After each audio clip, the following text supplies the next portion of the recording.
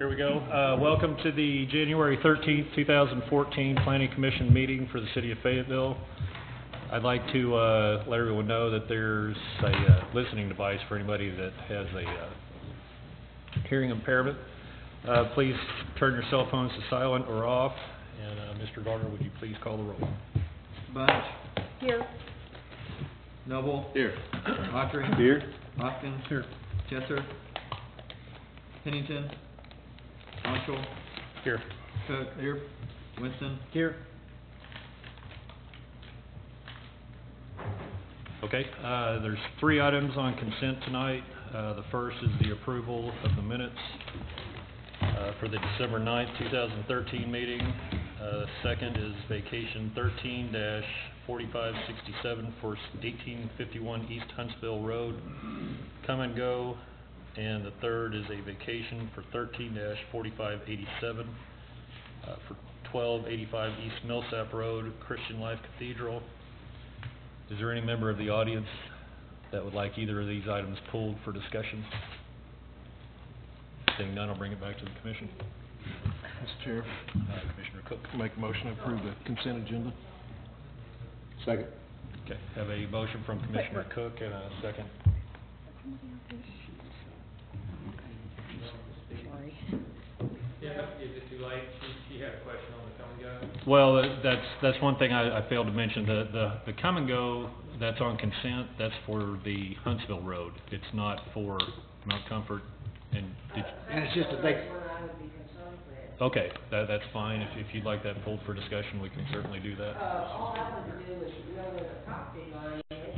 For sure, my mother joins that property. And I wanted to find out where the property line is, how far down. Because apparently the city owns. Would you mind? Joins mother. Could you come up to the podium, ma'am? Me? Yes, ma'am. If you could, just state your name for the record. Okay. Yeah, why don't you just remove this one, Remove it. pass the other two, and then let's go to this one. Okay, we'll do that. I'll bring you back up in just a moment, ma'am. You want me to go sit down? Well, you can wait right there. We'll bring Okay, you right back well, up. Okay. That's okay. Okay. I'll amend my motion. Okay. To pull that one off consent and go ahead and approve the other. Okay. And re-second. Okay, so I have a motion from Commissioner Cook and a second from Commissioner Aubrey. Mr. Garner, will you please call the roll? Bunch. Yes. Noble. Yes. Autry. Yes. Hoskins. Marshall. Yes. Cook. Yes. Winston. Yes. Motion carries. Okay, so the first item is actually going to be vacation 13-4567 for 1851 East Huntsville Road, come and go. And if you could, state your name and then just ask your question for us, please. Well, the only thing I really wanted to know, Mother had received a certified letter from you all, and I just wanted to make sure that the city isn't infringing on Mother's property. That's all I wanted to know. Okay. Yeah, Andrew. Mr. Chair, I did speak with this lady before the Yes. meeting. Her mother's property is here at 1095 Ray Avenue, and we determined that the vacation of the easement by come and go is internal to this property here. It will not affect the property, her mother's property here. So I think, as far as stating on the record, they're not vacating easements or moving property lines associated with your mom's property. Yeah, the only other question I have is, come and go did, from what I understand, they just bought a portion of the property there, and apparently the city retains a portion, and I wanted to see if the city came down up on Mother's property. Well, What they're saying about that. But the young man here was saying I probably would need to go to the Planning Commission's office, and that they would have a plat and show me how far that city, where the line is, basically. My mother has lived there for probably 40 to 50 years. It's been a long time. And I wanted to make sure that at some point that the city's not going to come in and take my mother's property, basically. Yeah. That's all I want. okay, that's not relevant to what's actually before the Planning Commission tonight, but if you go to the Planning Department. That's what I want to know, where I would go. Go to the Planning Department there. If you go out the front door here of City Hall, turn left and go to your second door, and that's the Planning Department. and then they can show you the, what we have on our computers and on our plats to show what the city property is, and they can look at your mother's property, and I'm sure there's no encroachment either way, but Well, they can that's answer your what I was questions there. mainly concerned with. I don't want anybody, so often I hear about these meetings like you all have like this, where people come in and take people's property. And, I know you're looking like that Well, I doesn't don't- happen, but it yeah. does happen. Okay, well, anyway, And I just wanted to make sure Mother's was all right. okay, and go to the That's planning all. department, anytime during normal business hours, and they'll be able to help you there and show you where the lot lines are. Okay, and it's here, I'm from Springdale, so I'm not that familiar about where all your offices are here. So but- you just go out the front door and you turn left. The first door on your left is the Chamber of Commerce. That's not it. Go down Okay. your second door, and that's the planning department with community services, and that's where you'd go in. Okay, and they're open Monday through Friday, is Yes, that ma'am. correct? All right, that's all I need. Okay, thank you. Okay, thank you. Okay, first item of old business. Oh, okay. Was this, Johnny Walker, I have property at 1037 Huntsville. I'm a little confused. It seems like a kind of a waste of time. We always see these certified letters, and I budgeted the time to come here to kind of learn maybe something from what Come and Go had planned and get some information, but this is just a consent, it's just kind of a, well, what this is what we're considering at this point is a vacation of property for the water and sewer easement. okay. The questions that I believe that you have, in turn would be answered by the planning department. I don't know how long we've So had. will we continue to, every time, is this it? Well, Are we gonna continue to? No, there'll be a large-scale No. development that come through. Okay, so this is just the first of couple. During or it already has come through, and during that time is when they looked and they saw that they had this easement that needed to be vacated. Oh, okay. And that's why you were notified, because of the easement only. Okey-doke, thank you. okay, thank you. Anyone Mr. else? Chair? Let's see, I'll move to approve vacation 13-4567 for Come and Go. Second. Okay. Have a motion from Commissioner Winston and a second from Commissioner Cook. Mr. Arner, could you please call the roll? Bunch, Yes. Noble, Yes. Autry, Yes. Hoskins, Honchel, Yes. Cook, Yes. Winston, Yes. motion carries. Okay, here we go. First item of old business is a large-scale development for the intersection of West Center Street and South Hill, Harvey's Hill. Mr. Garner, could you give us the staff report, please? Yes, sir. This property is at the southeast intersection of West Center and Hill Avenue. I have the property pulled up here, an aerial photo on the screen, and then I'm also pulling up here the site plan showing the proposed development, which is 130 dwelling units with 400 bedrooms and a parking garage. It's a 5-story structure. The adjacent streets are Center, Hill, Treadwell, and Duncan, which are all local streets. Staff is recommending that with this large-scale development, the surrounding streets be improved to the master street plan standard, including pavement, curb and gutter, storm drainage, street trees, and street lights. In addition to improvements along the immediate adjacent frontage, we're also recommending that sidewalk be constructed along this off-site area of Duncan and Treadwell, which the applicant has agreed to do and is shown on their civil site plan. Parks fees in lieu of land dedication is required as well, and has been determined by the Park Board for the Planning Commission to approve the money in lieu.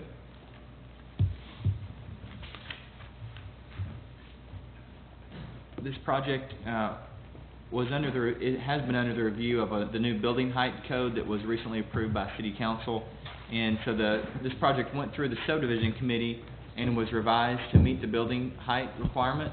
So it does meet the building height code that was recently adopted. On this property here, there is some single-family homes that are directly adjacent to this property that is zoned residential multifamily. So this is the project site here. There's a couple of homes along this western property line that they had to redesign the project around.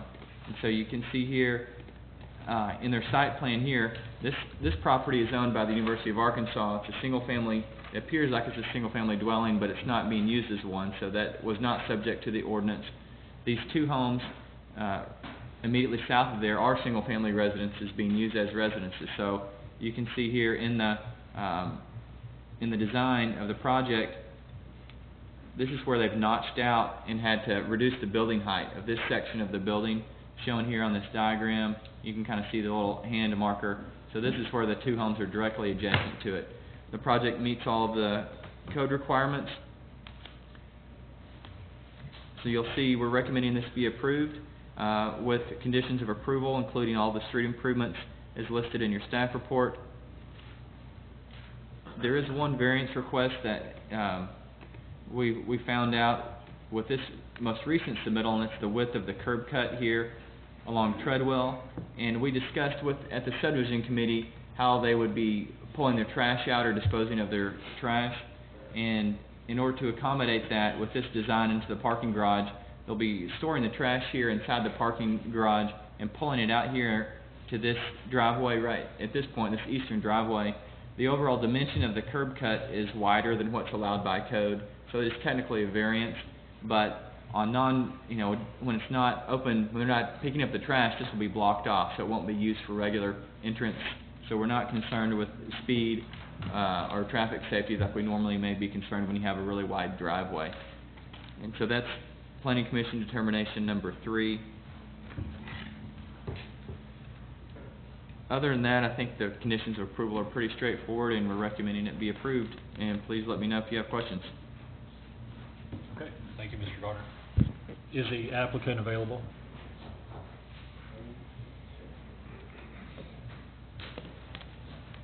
Could please tell us your name and tell us about your project. Yes, sir. Seth Mims, Specialized Real Estate Group. Good evening, Commissioners.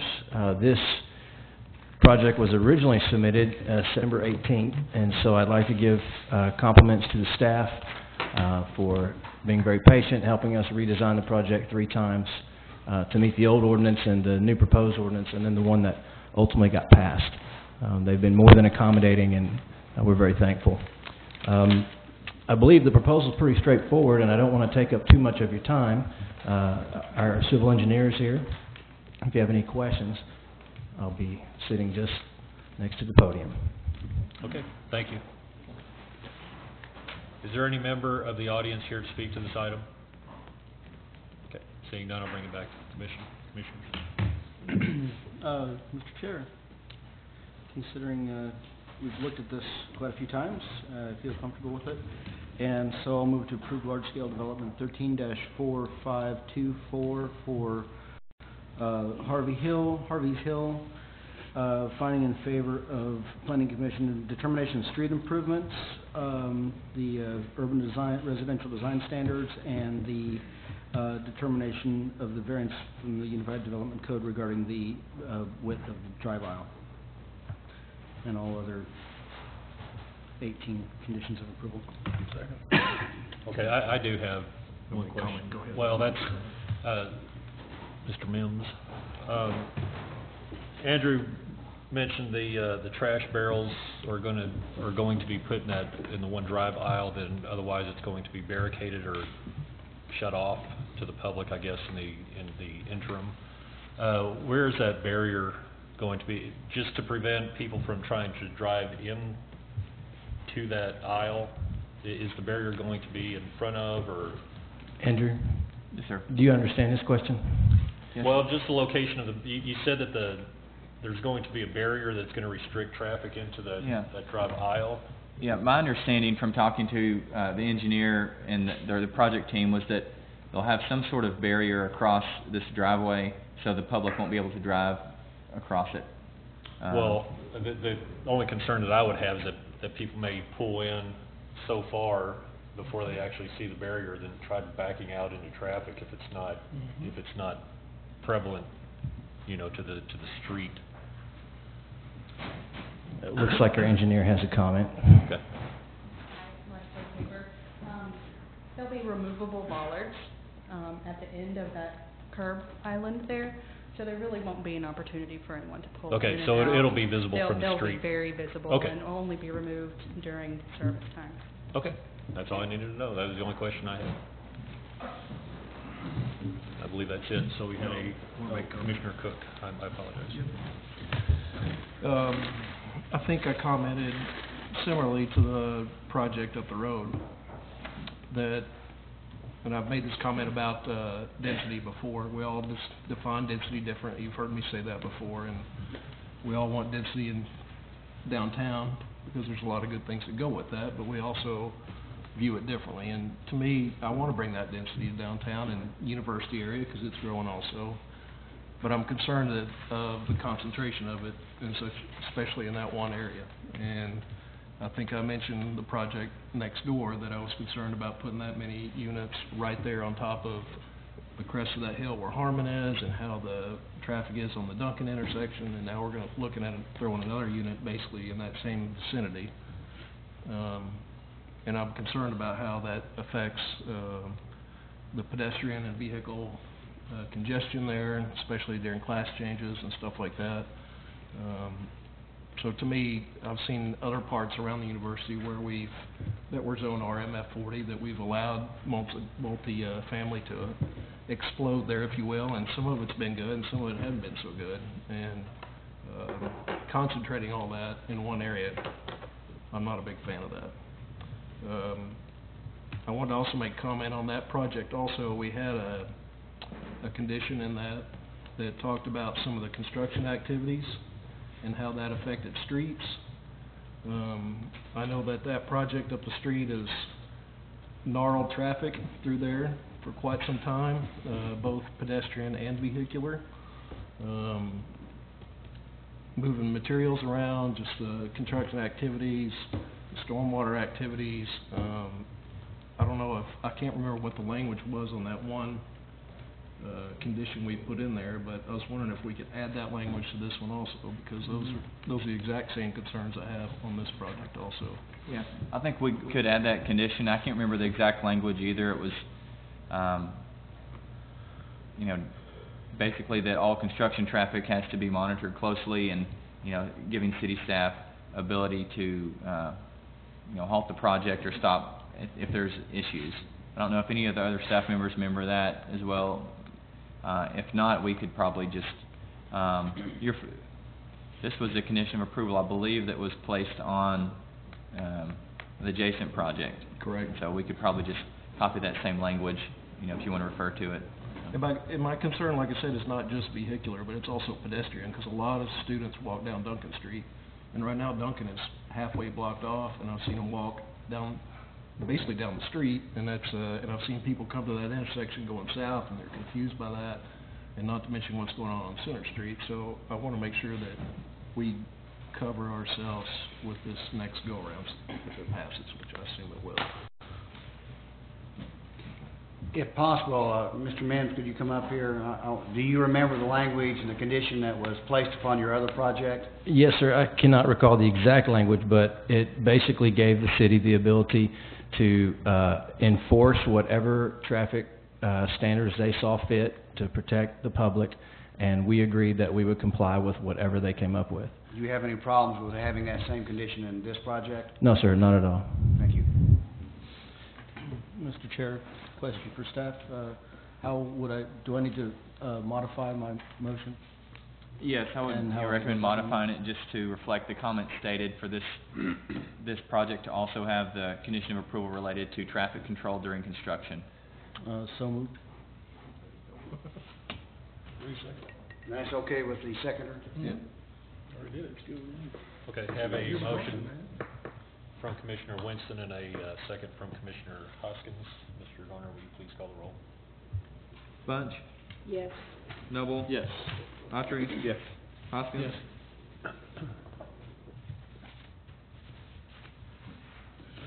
You speak a little bit louder. I'm sorry, Okay, yes. okay. Honchul, Yes. Cook, No. Winston. Yes. Motion carries. Okay, the next item that we have is an administrative item 13-4331 for the urban. Here in front of me. for the urban agriculture code amendments. Let's see, Mr. Nierengarten, if you could give staff report, please. Good evening, Commissioners. Peter Nierengarten. If you'll recall, at you all's last meeting on December 9th, we had quite an extended conversation about the urban agriculture ordinance.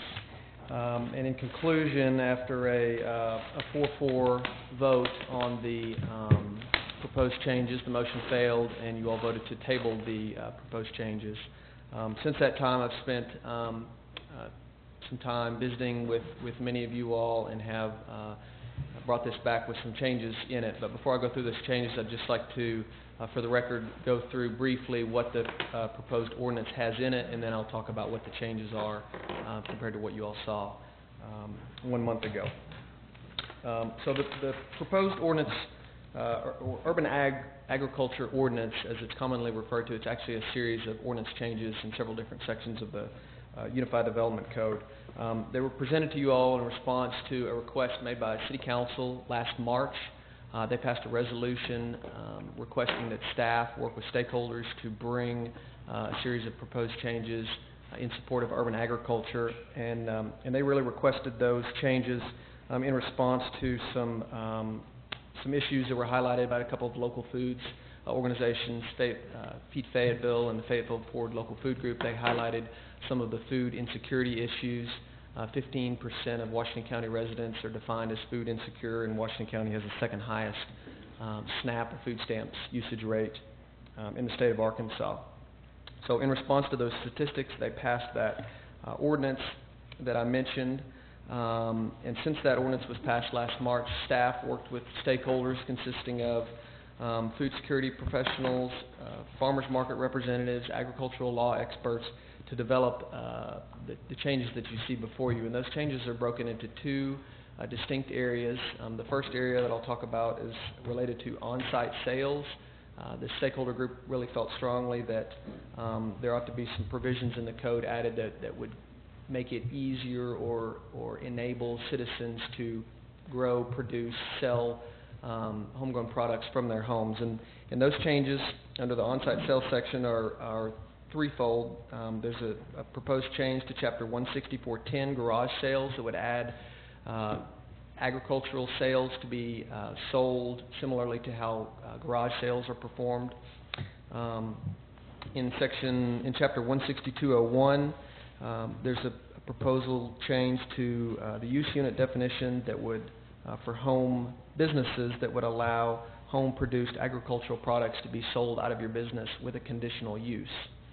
And those conditional uses, or a conditional use is allowed in all residential zoning districts throughout the city. So this would add that home agricultural sales to this already conditional use component of home occupations. And then the third and final change is a change to the definition of the use unit or the use condition for home occupations that would allow those sales to take place out of an accessory structure, such as a garage or a barn or an accessory dwelling unit on the property. And it would also allow for some small signage, no larger than 3 square feet, so someone could advertise the sale of those products. The second set of changes falls into the animal section. We're proposing a significant modification to the current animals and fowl ordinance that would expand allowances that currently only state that citizens can have up to 4 chickens on residential property. We're proposing to expand the number of allowable chickens. We're proposing to allow bees, and we're proposing that goats are also allowed. And all of the allowances are proposed under the auspice of the fact that as citizens' lots get larger, they would be allowed to have more animals, more numbers of animals on those lots as they get larger. All of the animals are restricted to allowing animals on properties that are either single-family residential properties or properties that are used for educational purposes. And all of the allowances for animals require that animals be kept in clean and sanitary conditions. The specific requirements, some of the specifics for fowl. Fowl are being defined as female ducks and chickens, so that's being expanded from the currently only allowed chickens. We're continuing to not allow any roosters inside the city limits. We're proposing to expand the current allowance, which allows for 4 chickens on any residential property, to allow up to 20 fowl on those lots that are larger in area, and that allowance grows. So for every 1,250 square foot of lot area, a property owner is allowed to have 1 additional fowl on their property, up to the maximum of 20. For bees, each property would be allowed to have 2 hives, and then would be allowed additional hives for every 2,500 square feet in lot area, up to a maximum of 4 beehives. Hives are not allowed to be located any closer than 20 feet to a fenced property line and 100 feet to an unfenced property line. And beekeepers have to comply with all existing Arkansas apiary or beekeeping laws. For goats, we're defining allowable goats as only those that meet the definition of being dwarf and pygmy goats. They're approximately 85 pounds and 2 feet tall at their maximum size. We're proposing to only allow female goats, no bucks. Goats would be allowed on lots that are larger than 10,000 square feet. And on a 10,000 square foot lot, you would be allowed to have 2 goats. For lots that are 15,000 square feet and larger, you would be allowed to have 3 goats. Goats must be kept in a secure fenced yard, and the stable or shelter where those goats spend the night or sleep is not allowed to be any closer than 50 feet to a adjoining residence, so your neighbor's house. So as I mentioned, we discussed those proposed changes at great length at our last meeting. Some specific comments that you all had were related to, and are highlighted in the staff memo and in bullet form at the end of the first paragraph, a requirement that manure disposal be added to the ordinance that would help do a couple of things. Would help protect water quality and help protect from unsightly odors created from the storage of manure. So if you will look in the strikeout in bold section of the proposed code under Exhibit E, you'll see that in section B, which is foul, 8, there's a green section that is added there that refers specifically to the storage and removal of manure. And that similar section is also added to D9 under goats, which have the same manure removal and disposal requirement. Now, the second item that you all had some significant specific concerns about was related to signage for bees. And under section 164C6, you'll see that we revised the signage section on bees that requires that a beekeeper put his or her name, address, state registry number on the beehive or within 10 feet of the beehive that matches language in state law, and that signage shall be placed in a way to make it visible to anyone who might be approaching that beehive in order to alert them that they're potentially coming close to that hive, and so as to try and reduce bee stings. The third and final change that you all had specific concerns about, and probably the strongest concerns, was related to goats being allowed in front yards. And so you'll look in under D8, we made a revision to that section which talks about, first it talks about the shelter not being located any closer than 50 feet to a residential structure on an adjoining lot. And then it says that the shelter and the fenced yard, which is the secure fenced area for the goats, has to be kept in the side or backyard. And that fenced yard requirement is referring to the, I believe it's 200 square feet per goat of fenced yard that a property owner is required to provide. Other than those 3 changes that you all had, or in addition to those 3 changes that you all had, there's some other changes that were recommended by the city attorney and the planning staff, specifically related to an exemption language that states essentially that these provisions do not apply to lands that are zoned residential, agricultural, and that's in a new section under exemptions, which is E. And then there are a few other minor clarification changes that are essentially mostly grammatical in nature that were made as well. So with that, I'll be glad to answer any questions you all might have about the original ordinance and the proposed changes. Okay, thank you. If we have any questions, we'll bring you back up. Okay. Is there any member of the public here to speak to this item? Seeing none, I'll bring it back to Commissioner. One. Yes, ma'am, if you could, please. Please state your name. My name is Quinn Montana, and I just want to speak in support of it.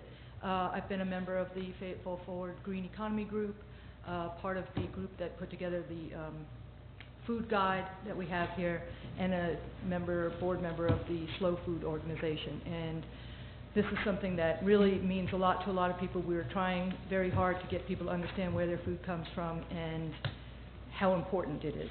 And just briefly, I just wanted to say I think the city's done a terrific job with this, and I'm in support of it, as are many.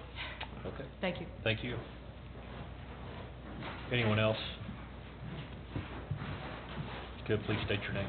Yes, my name is Jeff Huber. I'm in support of this ordinance. I just want to say to the Planning Commission, and good evening, that a city that doesn't plan for agriculture is curious because, as Carolyn Steele writes in her book, Hungry City, she says, it's like an architect leaving out the kitchen in its plan. And so, I just want to talk about the importance also of agriculture and planning for it, especially within an urban environment. And so I support this measure. Thank you. Okay, thank you. Anyone else? Okay, bring it back to the commissioners. Discussion. Sure. Commissioner Hoskins.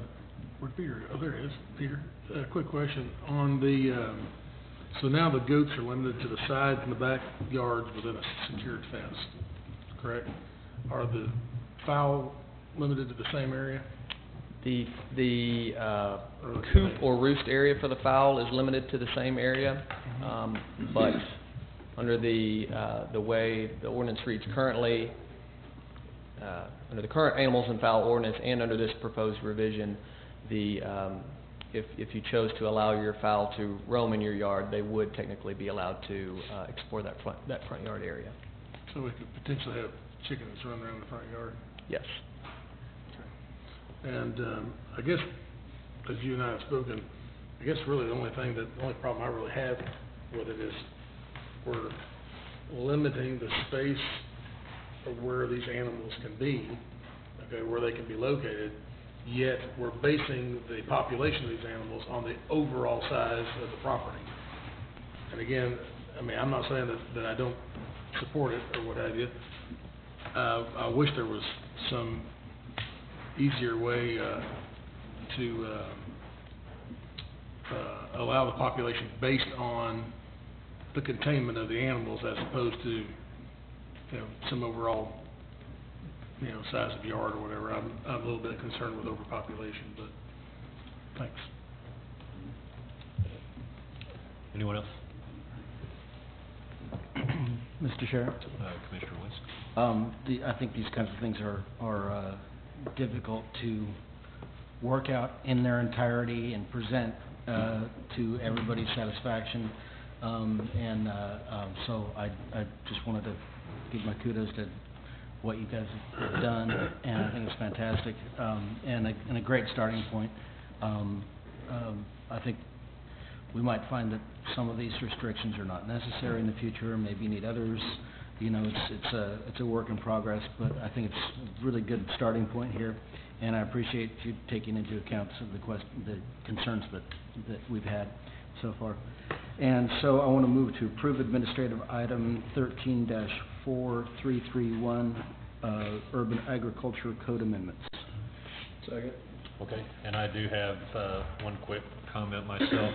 I'd like to thank Peter for communicating back through all of the commissioners that had issues. I know that you and I talked several times. I'm very comfortable how you have reworked this the way that you have. You know, that's the one thing through conversation with you, it really didn't dawn on me until we started having a dialogue about what this means to the city. You know, I never thought about it as far as people having an ability to take pride in something like this, you know, and regard this more of a hobby than a necessity. You know, I think people really that are going to take part in a program like this, they'll really get behind it, find an educational feature to it, and really take a lot of pride in what they're able to do in their backyard, you know, and really kind of show it off. So I think it's a great thing that you did, and that's what you're doing. And the only other thing that I was going to ask in regard to what Commissioner Hoskins had questioned, it looks like almost every section has kind of a nuisance clause to where if city council deems a property a nuisance, I mean that would in a neighborhood that would be somebody's out. You know, if somebody was letting all their chickens run all over the front yard or something, and they were in the streets and stuff like that,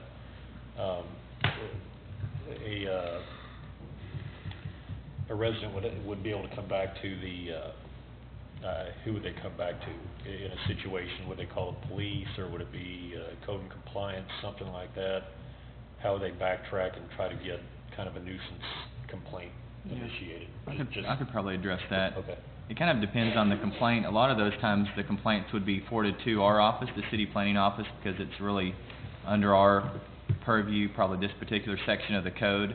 If it were animals just running loose, they would probably go to animal services and things like that that would have to deal with it. So we would work in tandem with, you know, animal services, and also some of it may or may not be code compliance issues if there were issues with, you know, trash, garbage, you know, things like that weren't maintained.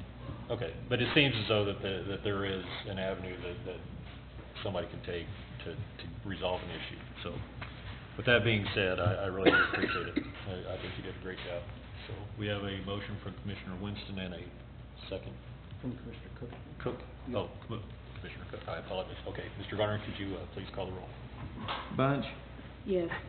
Noble, Yes. Autry, Yes. Hoskins, Yes. Honchel, Yes. Cook, Yes. Winston. Yes.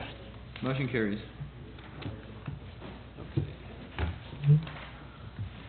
Find my place here. Okay, first item of new business is administrative item 13-4584 for 617 North College Avenue, Zupa. Yeah. Mr. Garner, could you give us a Well, Mr. Chair, the applicants requested this item be tabled for 2 weeks until your next meeting.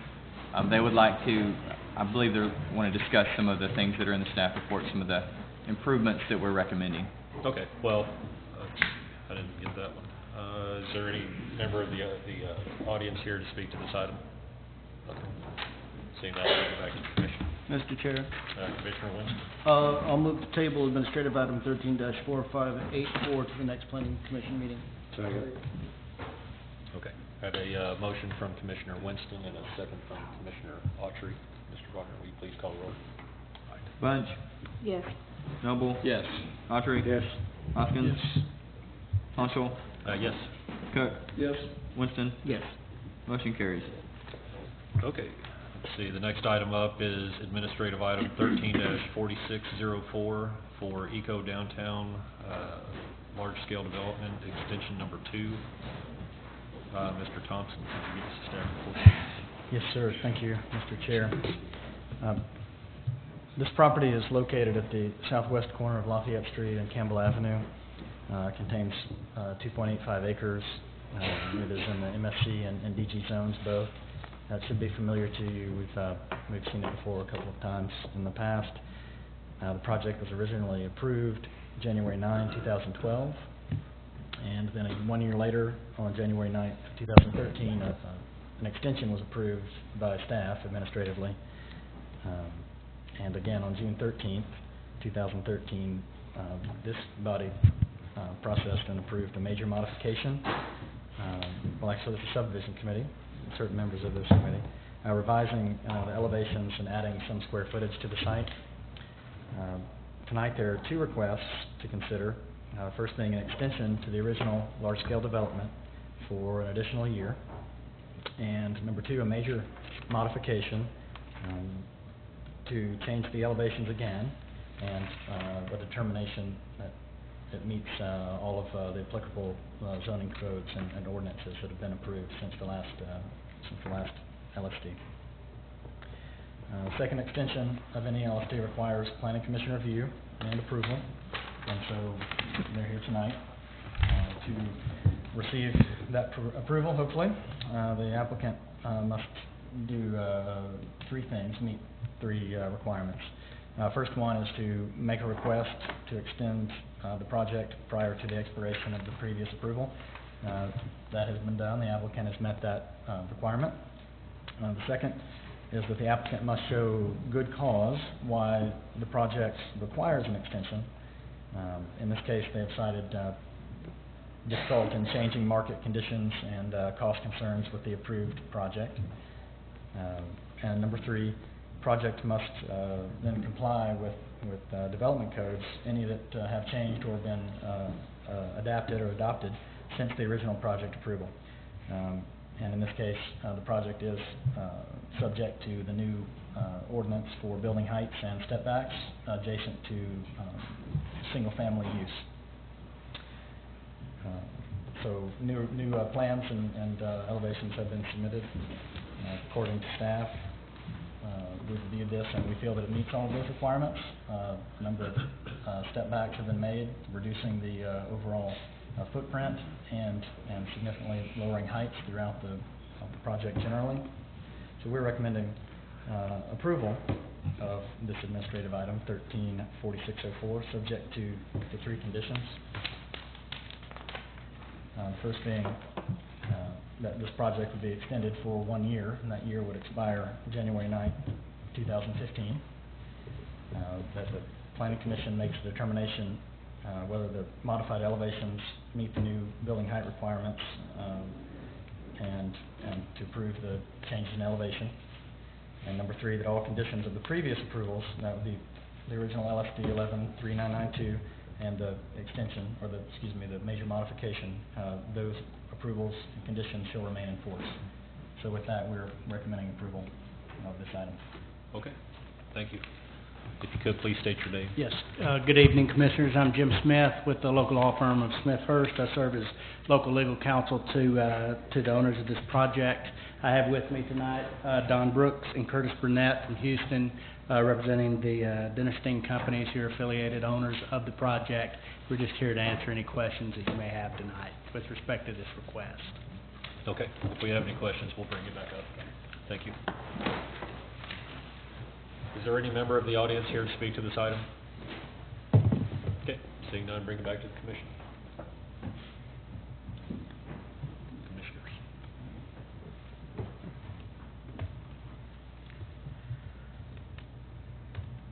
So, Mr. Chair, I want to make a motion to approve the extension. Is this approving the extension and the large-scale development in the same in this same motion? It's a single item. Right. Okay. A single item. So I'll move to approve administrative item 13-4604 for Eco Downtown for the extension and the revised large-scale development. Second. Okay. Have a motion from Commissioner Winston and a second from Commissioner Hoskins. Mr. Gardner, will you please call the roll? Bunch, Yes. Noble, Yes. Autry, Yes. Hoskins, Yes. Honchel, Yes. Cook, Yes. Winston. Yes. Motion carries. Okay, let's see, Mr. Gardner, you and I spoke briefly about this. Are we going to read both of these items together? Right. Yeah, we can cover both items in the same staff report. Okay. So the next items that we have is a conditional use 13-4569 for come and go, and then in turn the large scale development 13-4568 for come and go. Mr. Fulcher. Thank you, Mr. Chair. You bet. This is property at the northwest corner of Mount Comfort Road in Shiloh. The applicant's requesting large-scale development approval and conditional use approval for a 4,991 square foot convenience store and gas pump canopy. We're all familiar with the layout. We've seen, I think, maybe 4 of these previously on various sites throughout the city. The conditional use request associated with this project is for 1 additional parking space. They're able to utilize within the code by right some increases in their parking numbers. That gets them up, I think, to 26 spaces. They're proposing 27. You know, there's a cutoff at one point, and so that requires them to request a conditional use permit for that additional space. We're recommending approval of that, subject to approval of large-scale development. As I mentioned, Thursday at agenda session on the tree preservation plan, the applicant and our urban forester are still working together as far as the on-site mitigation requirements for tree canopy removal. They have come to an agreement per an email I received this afternoon. They're going to plant 10 large species trees on-site out of the 19 mitigation trees required. The remaining 9 trees would be paid as money into the tree escrow account in the amount of $6,075. Our urban forester is in the audience if you have any direct questions related to that plan for him. Really, this project is about the access management code. We've talked about this with the majority of the other projects as well. Mount Comfort Road and Shiloh are actually both minor arterial streets in this location. What the access management code says about when you have the same classification is you should then look at volume, which one is a higher traveled street. And in this case, it's clear that it's Mount Comfort based on HTD counts, and they did counts on both streets, probably due to the proximity to the on-ramps and off-ramps for I-540. They show that Mount Comfort has average daily vehicle trips of 15,000, whereas Shiloh is about 3,300. So it's not even close, and it's fairly obvious when you look at the traffic movements out there that Mount Comfort is the primary arterial in this area. As you can see on the site plans that you have in your packet, they're proposing 3 driveways, 1 full driveway onto Mount Comfort, and 2 driveways on Shiloh. One of those is designed to be a right-in, right-out, and that's the one closest to the intersection.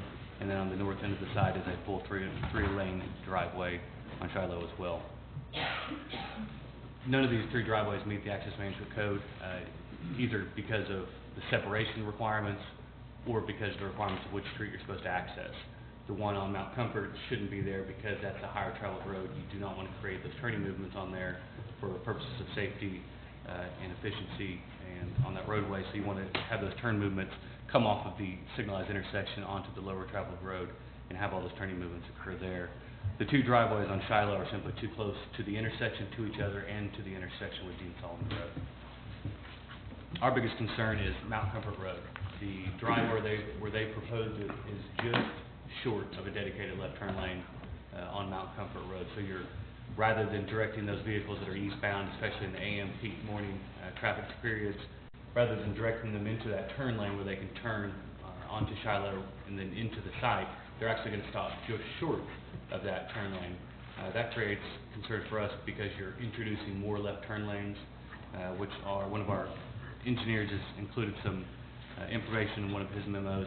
When you look at left turns out of driveways, the highest percentage accidents are created from left turns. In fact, when you looked at all the turning movements from a driveway, 74% of those accidents are from the left turning movements, whether it be into the driveway or outside of the driveway. It also creates problems with vehicles stopping short of an intersection. I think the expectation of the driver going eastbound on Mount Comfort is that vehicle slowing down either in front of me or several vehicles in front of me is going to turn into that turn lane, and rather they stop short of that turn lane. And so it creates some issues with rear-ending type accidents. And then another concern with that is that the inside turn lane, as our engineers have pointed out in one of our diagrams, the inside lane when you're eastbound in the morning is your access to get northbound on I-540. That's the highest percentage turning movement when you're coming from Mount Comfort north onto I-540. The inside lane, or excuse me, the outside lane heading east is dedicated. It sends you south. So if you want to go north, you have to get into that inside lane when you're eastbound. And so you start to create weaving motions when you're stopping vehicles in that eastbound lane. You're going to create the weaving motions around those stopped vehicles. And again, you're just increasing movements, in our opinion, that aren't necessary. The second concern we have with the accesses are on Shiloh. It's really just their proximity. We're not sure if you change an access, as we discussed at subdivision committee, if you start changing accesses on Mount Comfort or the proximity of the accesses on Shiloh, you may solve some of those problems or you may create more. But when we look at all three driveways put together and their proximity to each other, we have concerns with it. We have concerns with the design, right in, right out design. The way it's shown to us, at least, is a design we don't think works very well. And so our concern is vehicles are turning onto Mount Comfort, whether it be east or westbound, left or right turns onto Mount Comfort or onto Shiloh, and they're going to stop to take that first driveway into the development. That's one's going to put you right in front of the store. Based on the design and the way we've seen it function in the past, it doesn't really prohibit you from turning into the site. And so now you're creating conflicts with the turn lane, as you have southbound vehicles coming down Shiloh that want to get into that turn lane, or the vehicle simply stopping in the northbound lane on Shiloh, which creates another problem. So there's just a lot of different problems that we see with the three driveways as being proposed. This is the same exact design that we showed to the subdivision committee. I know at least two of the members of the subdivision committee are here this evening and can recall the conversations there. And we really talked about, you know, if we change this, if we change that, and we kind of went around that discussion for a little while. I think we all realized that if things need to change, then the project really needs to stop and kind of back to the point where we're discussing it with the applicant and really looking at the elements associated with the access at this site. And so the question really for the applicant that morning was, do you want to move forward with the design as you have? And I think the feeling in the room that morning was the recommendations aren't going to be favorable for the three accesses as you propose them. Or do you want to table the project, go back with staff and try to work out maybe some changes to the project? And the applicant's request was, you know, we want to move the project forward. So you'll see that we've noted the subdivision committee recommended denial of the variances that are being requested tonight. Our recommendation was for denial as well. If the applicant wants to discuss tabling the project tonight, we'd be happy to go and sit down with them and look at some alternative designs for any of the driveways, but we've looked leaving that up to the applicant this evening. At the subdivision committee, the applicant also mentioned a traffic report that was not completed at that point. It was provided to us a week ago today. Kind of two of the issues with the traffic report. One is, as far as we can tell, the data that was collected for their traffic report was done on December 20th, which is a Friday. Speaking with our engineers, Mondays and Fridays are not good days to do traffic analysis. The patterns just aren't consistent with maybe Tuesday, Wednesday, Thursday when they're typically done. December 20th is also 5 days before Christmas. No one is in school, so there's no morning school traffic. So as far as we can tell, the data that's going to be created from that traffic report probably isn't reliable and consistent with what you would see on a standard day when all the schools are in service, including the university. But really, when you look at traffic studies, and we've discussed this many times before, they're looking at level of service. That is, are you going to create delays, and how much delay do you create at these intersections existing and proposed, given existing conditions and proposed conditions, and where those conditions are taking place, where those turning movements are taking place. As we've noted in the staff report, the Mount Comfort Road project was a $10 million project. It took Mount Comfort from 2-lane open ditches to 4-lane roadway, intersection realignments, new traffic signals, on and off ramps were modified. Significant project. Not all $10 million was spent right here at this intersection, but probably $2 to $3 million was spent in the proximity of this intersection. So it's not surprising to see this level of service is still good. That would be the expectation that one single commercial development isn't going to take an A and B level of service road and drop it down to an F. Hopefully that would not be the case, and certainly not the case based on what was shown in the traffic study.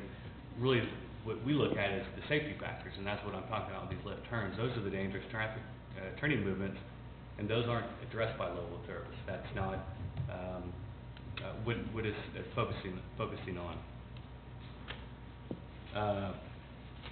The Unified Development Code, as we noted here on page 2, gives the Planning Commission the grounds to deny large-scale development for the following reason. The proposed development would create or compound a dangerous traffic condition.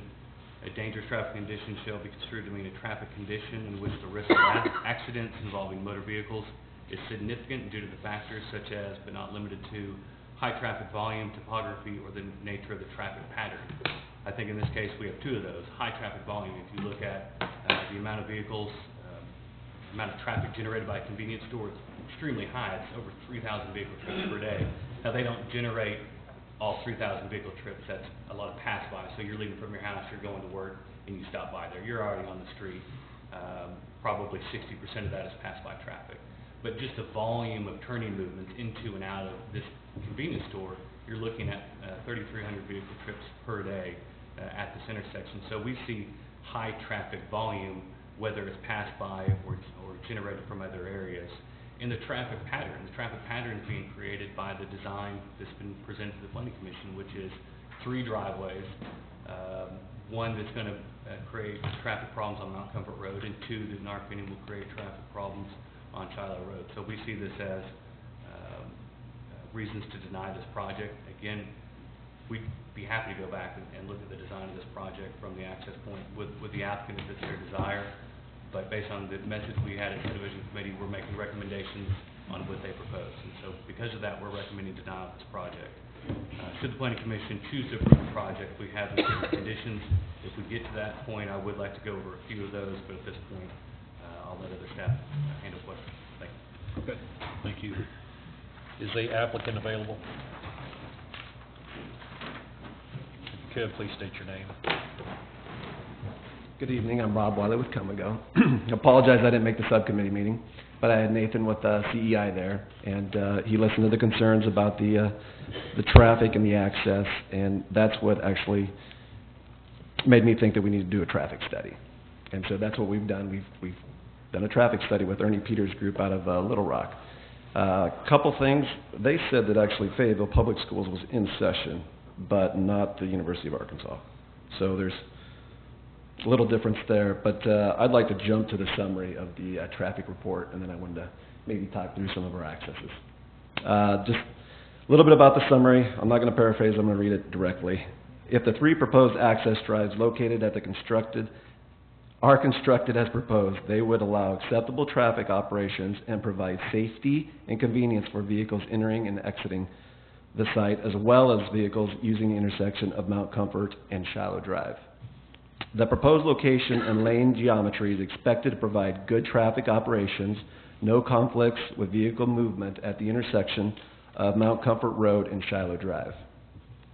Adequate vehicle queue storage to accommodate the vehicle demand, and there is adequate site distance at each of the proposed access drives. Furthermore, it is recommended to construct, so the biggest issue that I could tell from staff is the access on Mount Comfort.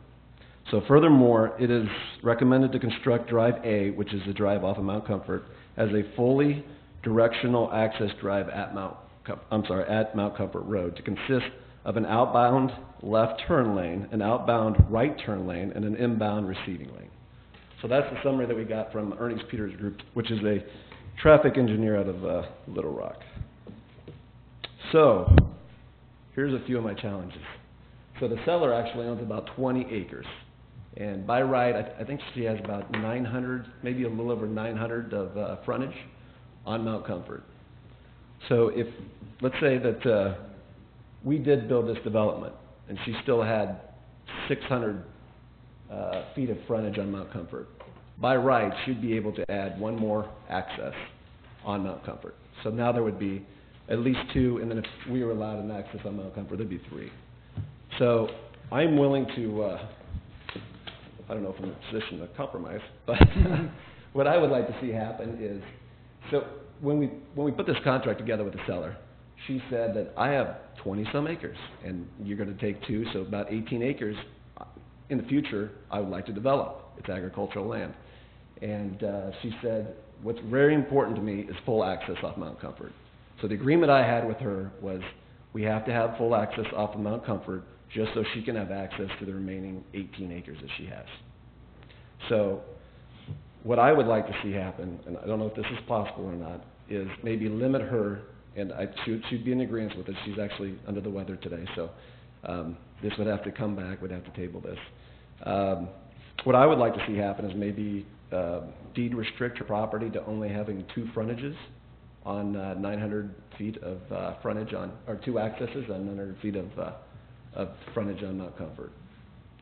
And I know the Shiloh Drive, we probably don't need 2 accesses. We actually put that right in, right out there. I believe it was Rhonda Adams with the council. She was talking about how nice it would be to have a patio over on the east side of of our building. And so that's what we've done. There's a patio on the east side of our building, and so I kind of wanted to direct the people away from that area, so I put that right in, right out. But if it's, you know, if it's a cause of concern of safety, I'm fine with getting rid of the right in, right out. But per the contract and per Ernie Peters' study, I feel that it's safe to have full access on Mount Comfort.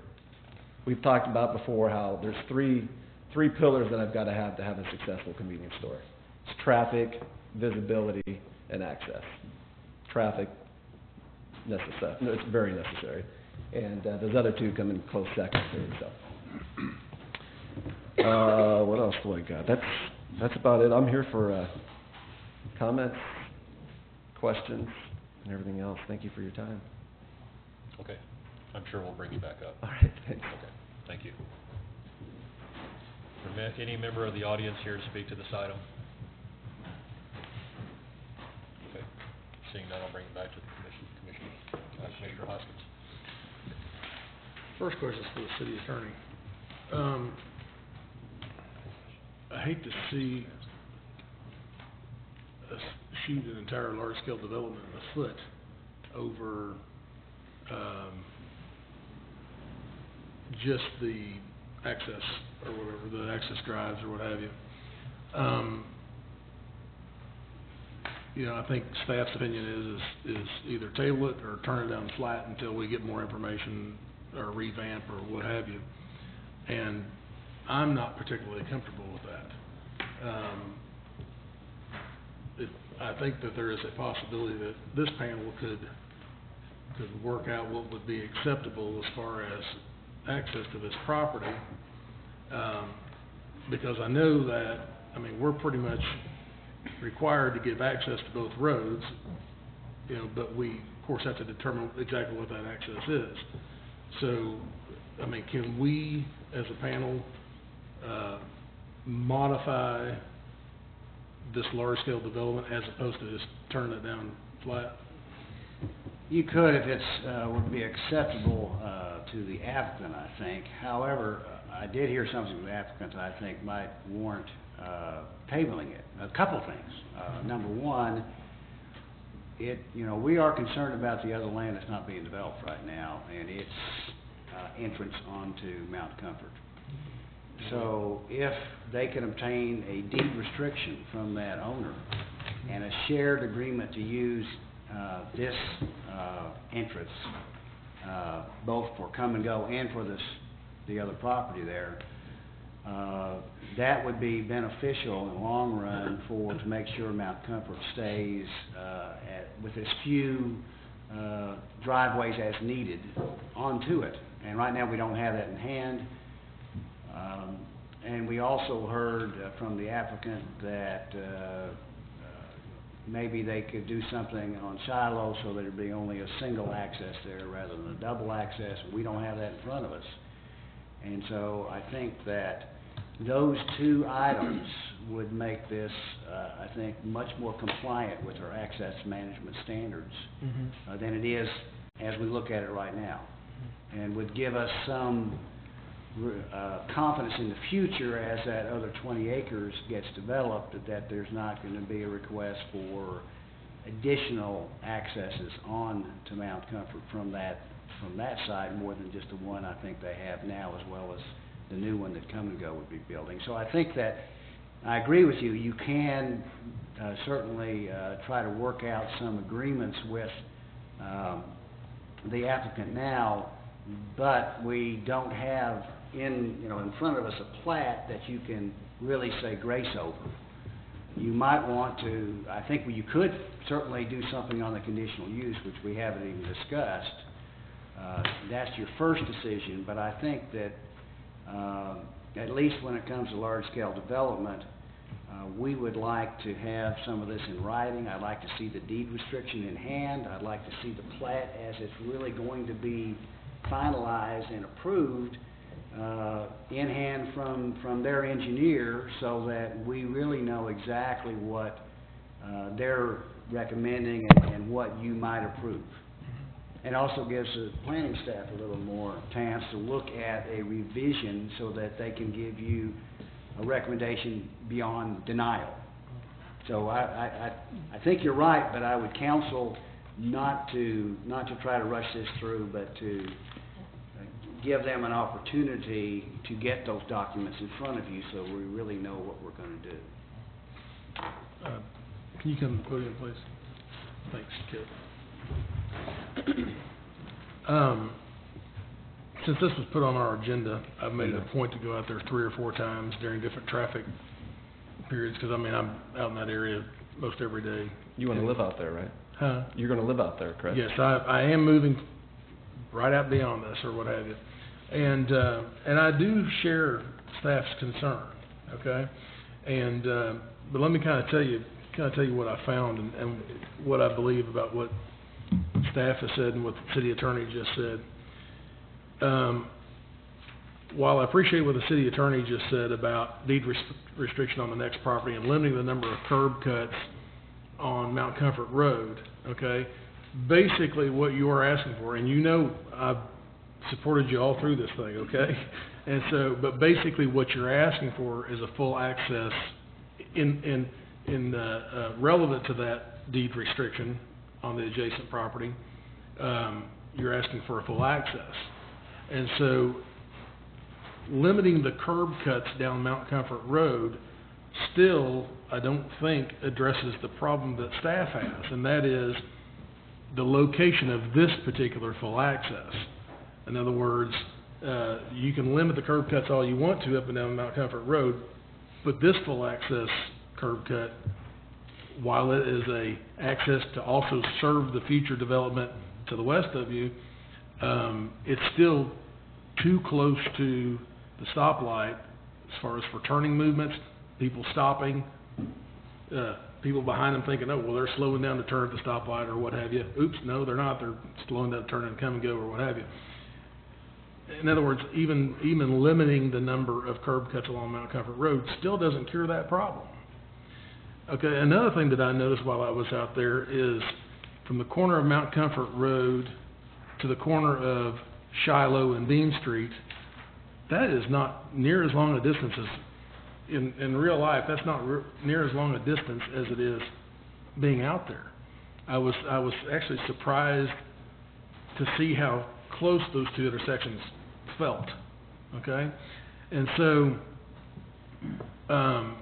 one way or the other, for you to access this property off of Shiloh Drive, there's going to have to be a variance somewhere. You're either going to be too close to Mount Comfort Road or you're going to be too close to Dean Solomon Road. One of the two, I would think. I don't know. I think if you keep that back access, I think that doesn't warrant, I guess, you could ask staff. I don't think it's that under warrants. it's under 250 feet, isn't it? To Dean Solomon, yes. Yeah. Is it? Okay. Yeah, it is. Trust me.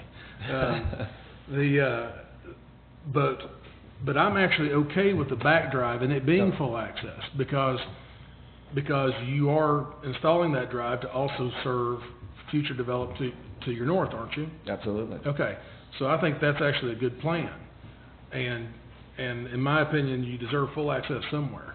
Okay, and that driveway to me would be the optimum place. Dean Solomon Road is going to be much less used than Mount Comfort Road. And so I don't have a problem with the full access drive where you have it located on your plan.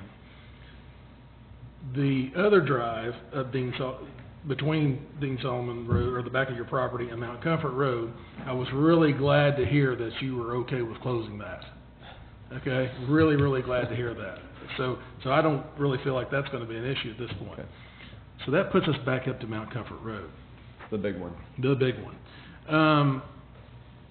While we basically are required to give you access to both roads, okay, again, the Shiloh Drive full access, I have no problem with, especially the way you have it designed to serve the property to the north in the future, et cetera. I mean, whatever happens to this whole thing, I think that's going to be a given. On the Mount Comfort Road, again, I went out there several times because I wanted to try to figure out a way of helping you work this out or what have you, and I share staff's concerns. I don't see much of a chance, or I see it being a problem to having a full access in this location, that close to the stoplight, from Mount Comfort Road, without extending that center turn lane or creating a center turn lane. I think if you get with engineering or what have you, the road is really, really wide there. You might be able to create, like I said, get with engineering, you may be able to create a lot of that center turn lane with just merely restriping. I don't know. I didn't get out there and measure the street. I didn't want to get squashed. And so, but what I'm saying is there may be some opportunity there. I don't know if you've looked into that or not, the cross-section of that street or what have you.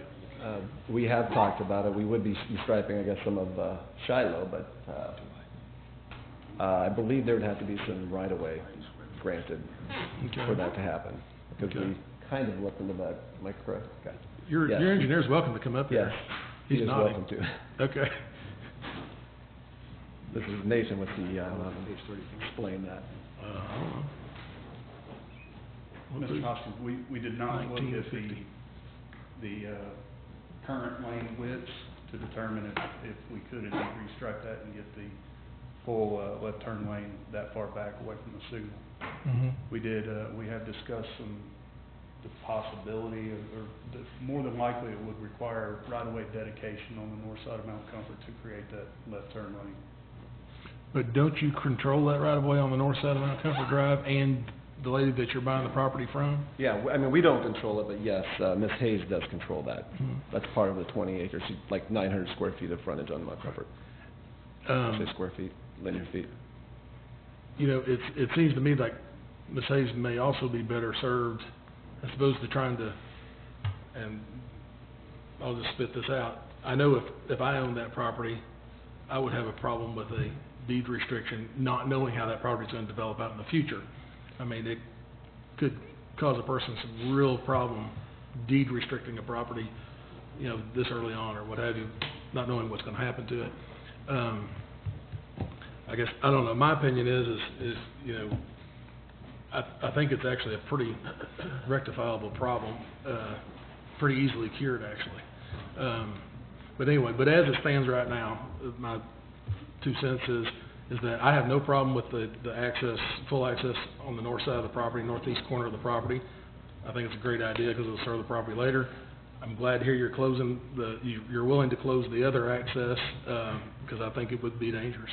And as far as the plan is now, you know, as much as I support you guys, the right in, right out only would be the only thing I could support at this time, unless you can figure out how to get that center turn lane in there. Yeah.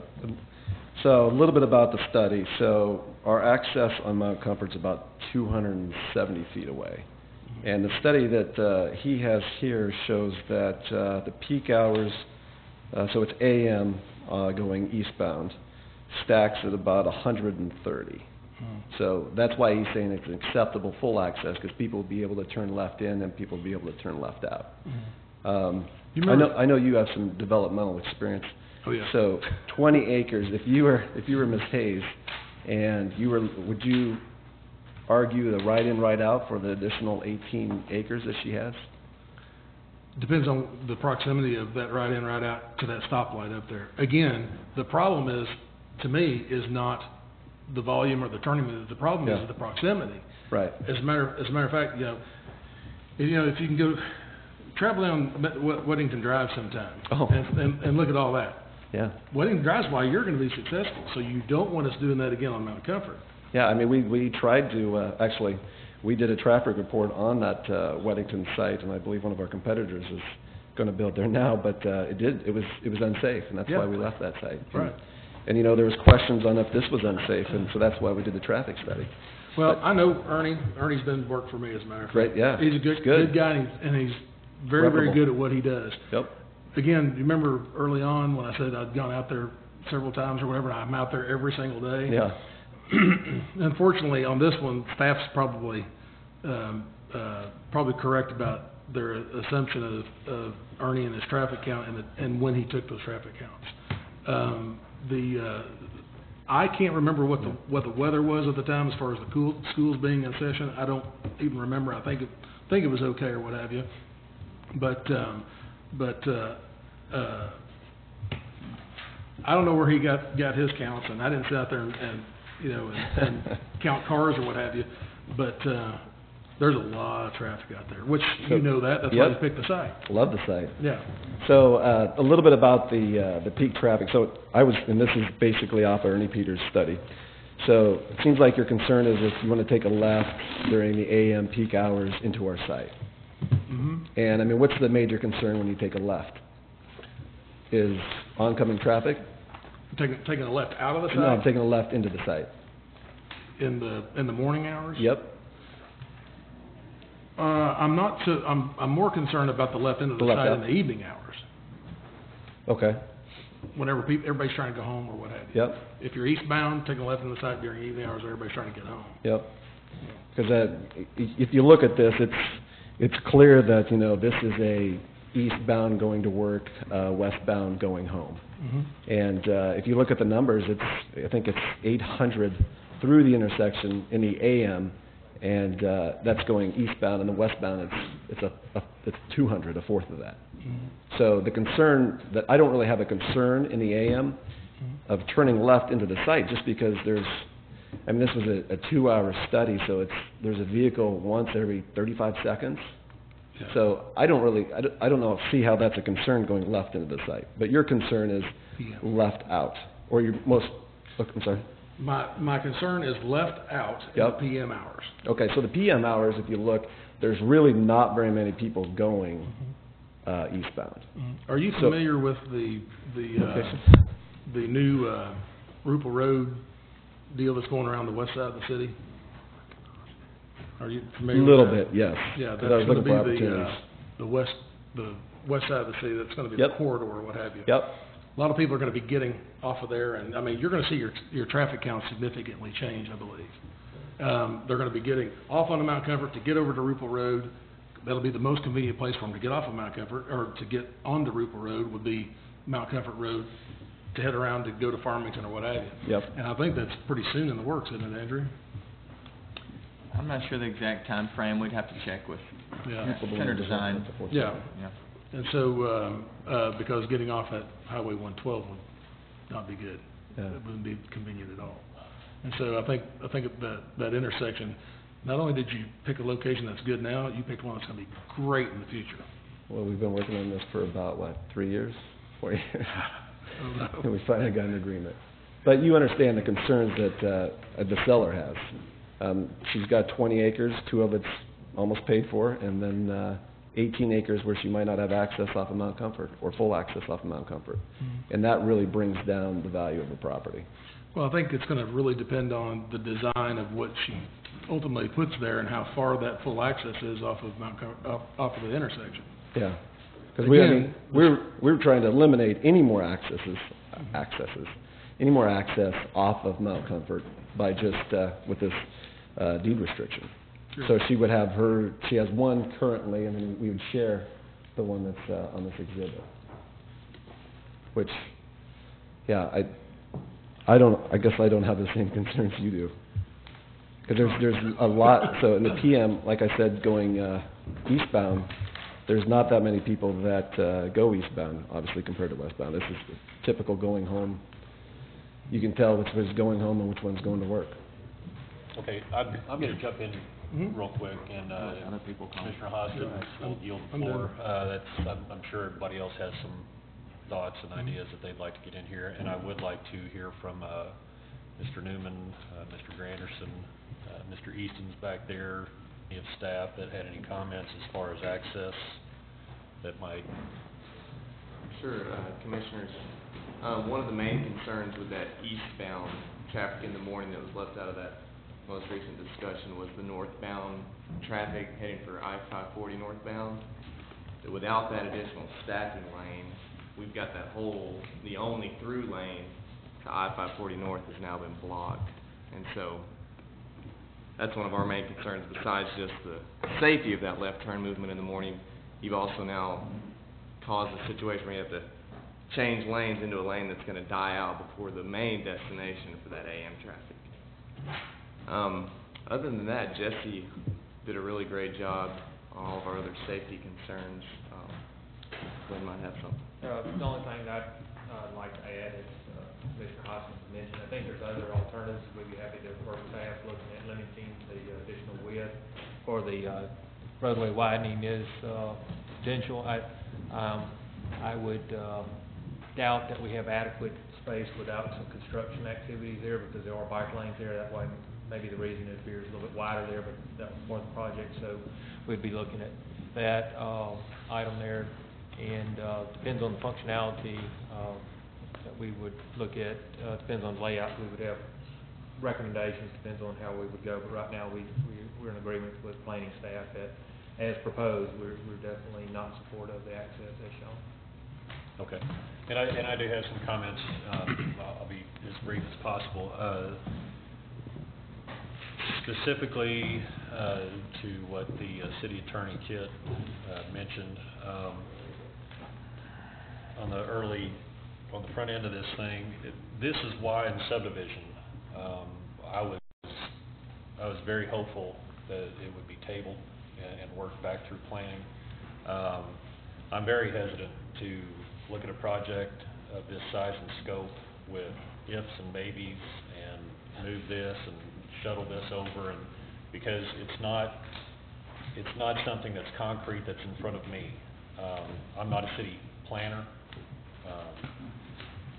You know, I do this, you know, as a community service more so than anything for the taxpayers of Fayetteville.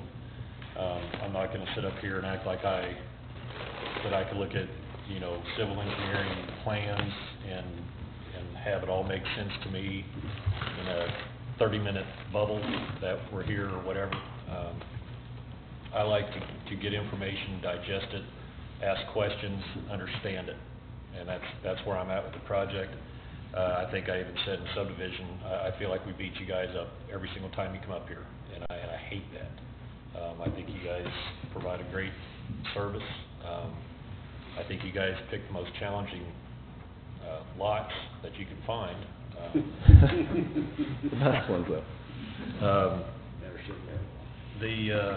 The big thing with me on the eastbound traffic, I don't know if you've ever driven down that road at 8:30 in the morning, traveling due east, and you're looking right at that big orange sun, and you are blinded. Most of the time, you can't even see the stoplight. I think most people are ducking behind their visor trying to get the sun and just catch what little glimpse of the stoplight that they can see before they proceed through the intersection. That's the biggest thing to me, is that I think that no matter what you do for left turns, anything that's not protected as in a turn lane, I think it puts people at a lot of risk. I'd be in full favor of right in, right out only on Mount Comfort, full access off of Shiloh. You know, something like that would, to me, would be ideal. The only question that I had is that if she has that entire property, and I guess this would be for staff or engineering, I don't know how far, is it Alpine Avenue that's on the south side?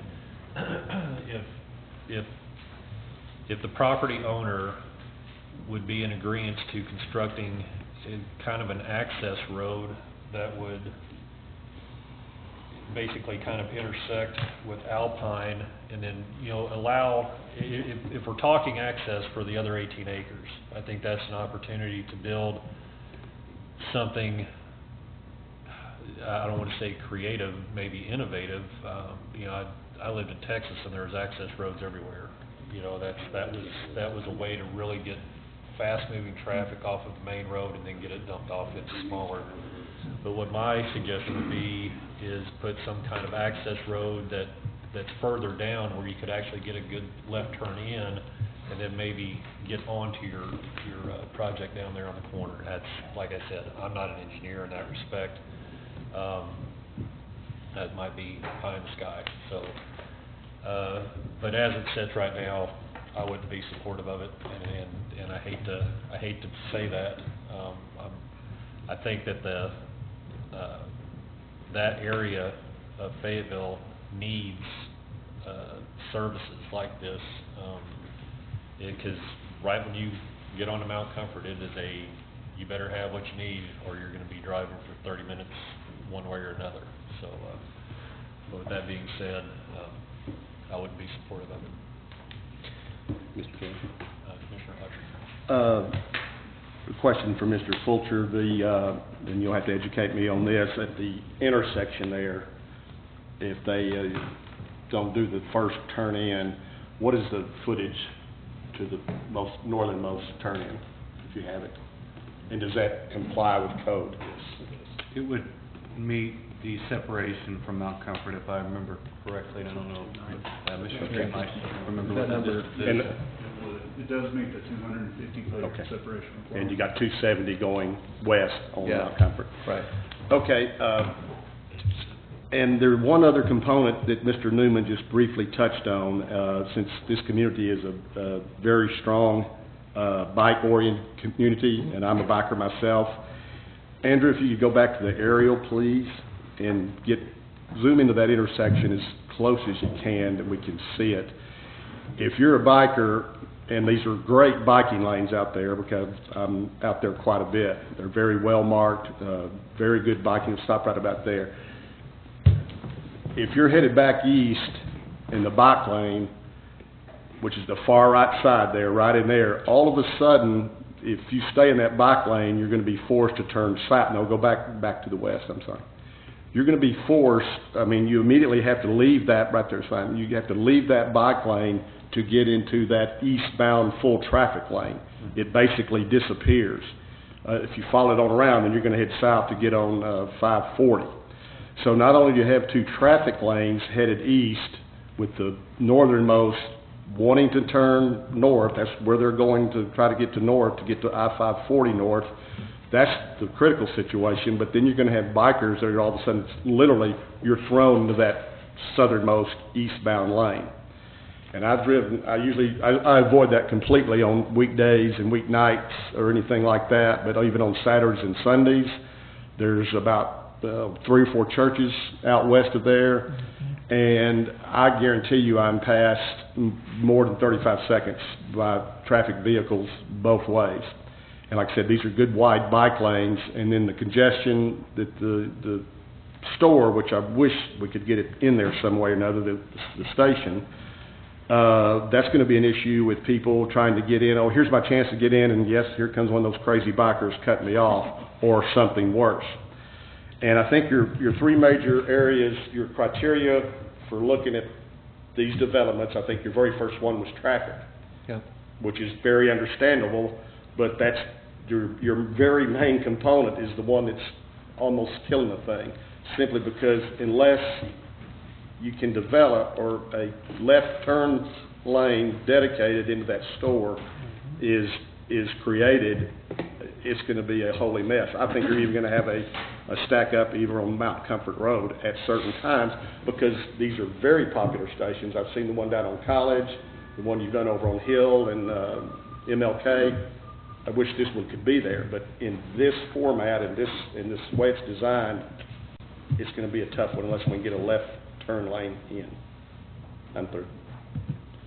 So I would actually like to table this and work with staff on this, but I really appreciate hearing your concerns, and if anybody else has concerns, I'd still love to hear them today, but we will probably table this. That was kind of my intention. I thought maybe with the traffic study that it'd be clear, and it's obviously not clear for me neither, so I'm not an engineer either, so I can have our engineer in the city work out with city staff on the safest access. But yes, you see my challenges. My challenge is basically I have to have a full access on Mount Comfort, because that's my feeder road. And the seller, part of our agreement was she gets a full access too for the remaining property. So, but I'd love to hear more concerns. But I would like to table this after that. Okay. Mr. Chair, because the property owner wants to have the full access onto Mount Comfort Yes. and has more footage of property, have you considered actually moving the access for this property, for this development, west, and accessing it through the part of the property that's not being developed yet?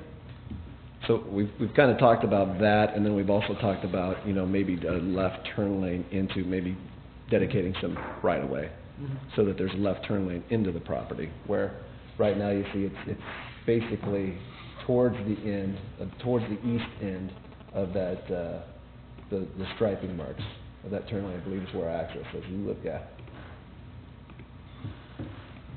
right there. So you're saying move the whole access over to the, Right, somewhere the over west. there. I mean, it just seems like one of the main issues is how close that access is to Yeah. the intersection, and if the same property owner, maybe there's some flexibility there. Yeah, but what is it, I don't remember, what are the guidelines with the city on how far of access away from an intersection? 250 feet. What is it 250 feet? So this is 270 feet. Now, where are you saying that's 200, if you don't mind, Commissioner? I didn't mean to No, go get in the ahead. middle. That's the conversation. Well, maybe Glenn, do you know, he's saying 270 feet, and staff is, Chapter 166 of the EDC reads for 250 feet of separation measured curb to curb. So in this case, from the west Mount Shiloh curb line to our east curb line of the proposed access, it is 270 feet, which exceeds the 250 requirement. Yeah. Mr. Chair, if I could, just explain it a little bit further, that's the second part of the code. The first part of the code talks about if you have access onto two streets, you should access the street with less traffic, and you're not even allowed any access onto the street with more traffic. So this curb cut here for this development by our code is not allowed. And if it is determined that it is appropriate to have that by a variance procedure, it should be at least 250 feet, but that still does not negate the discussion of just traffic safety and turning movements. For any sort of a large-scale development, regardless of the access management ordinance, the Planning Commission could potentially deny a large scale if there's a dangerous traffic situation, as is this case. That's what staff is putting in here. We feel like the large scale as presented should not be approved because it doesn't meet one of the basic criteria, which is just basic traffic life safety issue here. okay. And Commissioner Winston, did you have anything more that you wanted to add? Well, I would, not on this, I would make a motion to address the conditional use permit. Okay. If I could find it.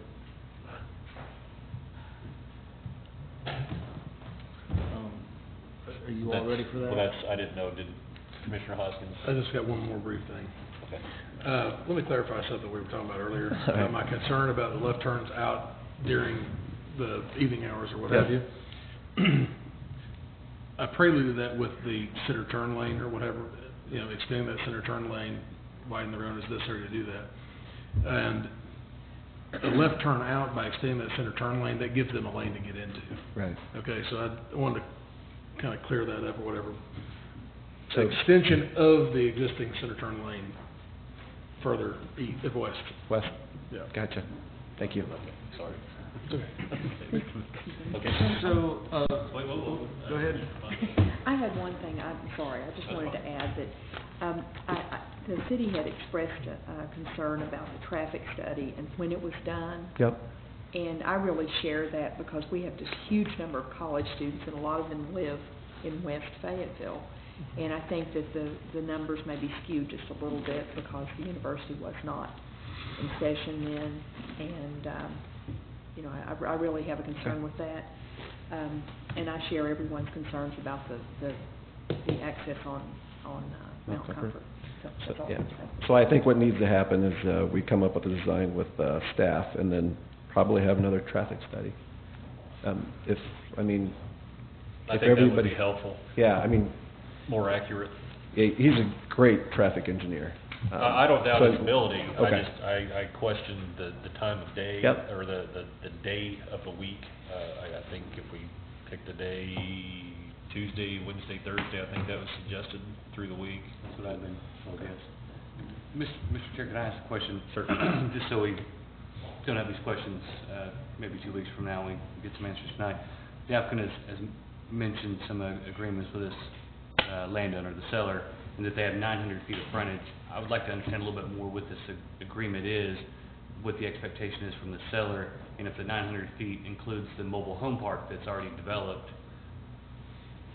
because there's only a small sliver of property, I believe, next to this that's undeveloped, and it's a very large piece of property, but is the entire frontage just that, or does it also include a developed piece of property that's been developed with a mobile home park for a number of years? I think in order for it to have any good effect for the city, it would have to include the entire property, which include the mobile home park, and the limitation on the additional access would have to include the existing access, and so there would not be any more besides one more in this one that would be for that entire frontage.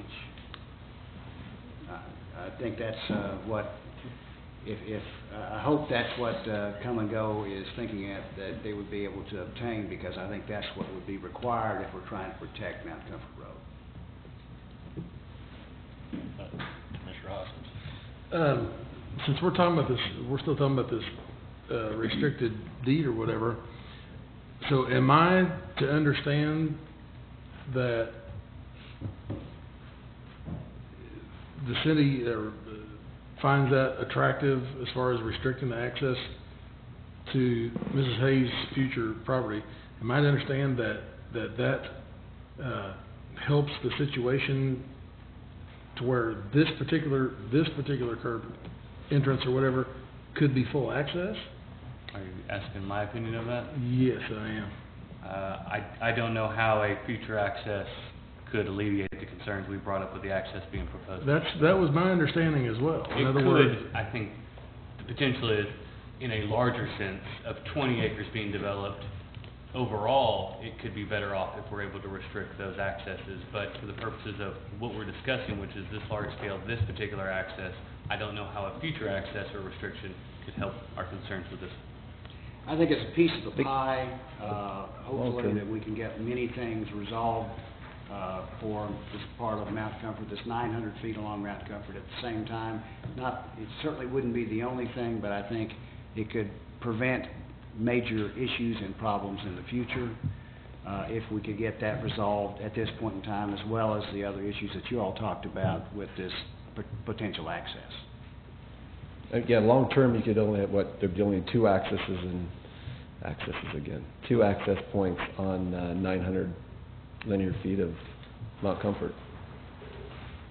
so would it be your expectation if Ms. Hayes agrees to this limited access that you would expect that your current plan as drawn would be approved with full access when its location is in? No, I've heard from everybody here. I don't think so. Good. Okay, and with that being said too, is that, you know, we're not considering 20 acres at this point. We're Right. just looking at the box that's drawn on the map that I have in front of me, you know, as far as for future development, there's plenty of room to the north, and there's plenty of room to the east off of Dean Solomon for future development. Yeah, I mean, I would just, long term, Right. less curb cuts. I think that's what everybody wants. Okay, well, like I said, I wouldn't be able to support that as it Okay. is. I believe you wanted us to table, Yeah. Commissioner Winston, I believe you had. Yeah, let's start with the conditional use permit, motion to approve the conditional use permit 13-4569, which is for, Shiloh Drive Come and Go and that's in regard to the additional parking. Have a motion from Commissioner Winston and a second from Commissioner Cook. Any other comments? Mr. Gardner, will you please call the roll? Bunch, This is on just parking, right? Correct, yes. Yes. Noble, Yes. Autry. Yes. Hoskins. Yes. Honchel, Yes. Cook, Yes. Winston, Yes. motion carries. Okay, and then, make a motion to table large-scale development 13-4568 for Come and Go, to the next, just like in 2 weeks? Yeah, let's try 2 weeks, and we can always pull it. Right, to the next, planning commission meeting. Second. Okay. Have a motion from Commissioner Winston and a second from Commissioner Autry. Any other comments? No. Mr. Gardner, will you please call the roll? Bunch, I really want to see this get worked out, so. Noble? Yes. Autry? Yes. Austin? Yes. Honchel? Yes. Cook? Yes. Winston? Yes. Motion carries. Okay, Thank you, everybody. See you in a couple weeks. You bet.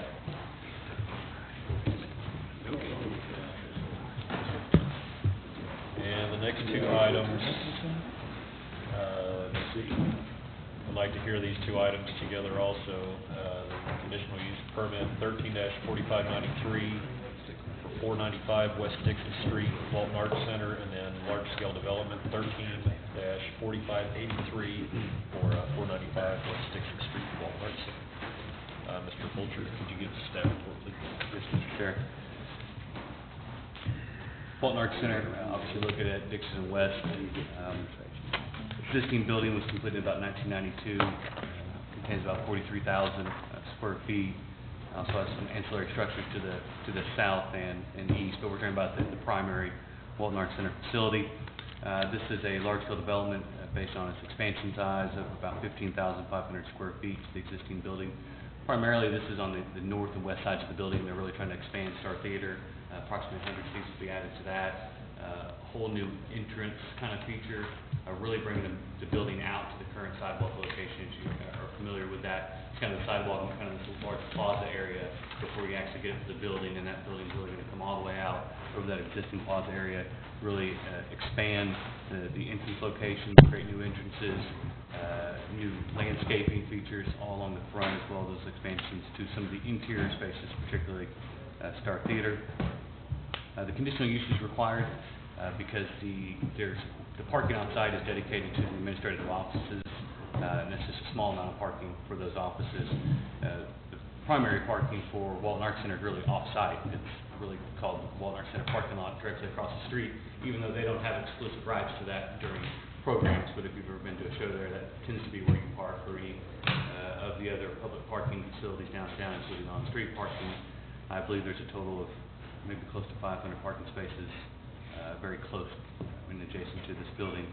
The expansion to Star Theater requires 25 additional parking spaces. Well, that's going to be provided on site. That's really being looked at off site. That's really what's carried this facility on for 20 years of use. It's functioned just fine with off-site parking, which makes sense. This isn't a high demand use 7 days a week or even 5 days a week. It's really just a few days a week during a few hours of each day when they have those performances. The rest of the time it's a very quiet facility, so it makes perfect sense for them to share parking with other downtown users during their program time. So we fully support that conditional use, and that's not even discussing the downtown entertainment district parking deck that will be constructed. It's in design right now that will add about 246 parking spaces on this property. But again, it won't be dedicated to this use, so it'd still be considered kind of off-site parking. The large scale, we are recommending approval of the large scale as well. The only real requirement is street improvements. Really all that is just repairing. They're going to be having to cut into some of the sidewalk for some of their improvements. Probably a little bit of damage there, so obviously they'll be repairing those during and after construction. And then they'll be installing, I believe, 2 street trees in accordance with Chapter 177 there along West Avenue. Really, the site is really compact condition, and all the improvements are really already there. So just a few minor conditions recommended by staff. Thank you. Okay, thanks. Is the applicant available? Good, please state your name. My name is Zach Johnston. I'm with Craft and Toll. I'm the civil engineer for the project, and I'm here to answer any questions you might have. Okay, thank you. Is there any member of the audience here to speak to this item? Seeing none, bring it back to the commissioners.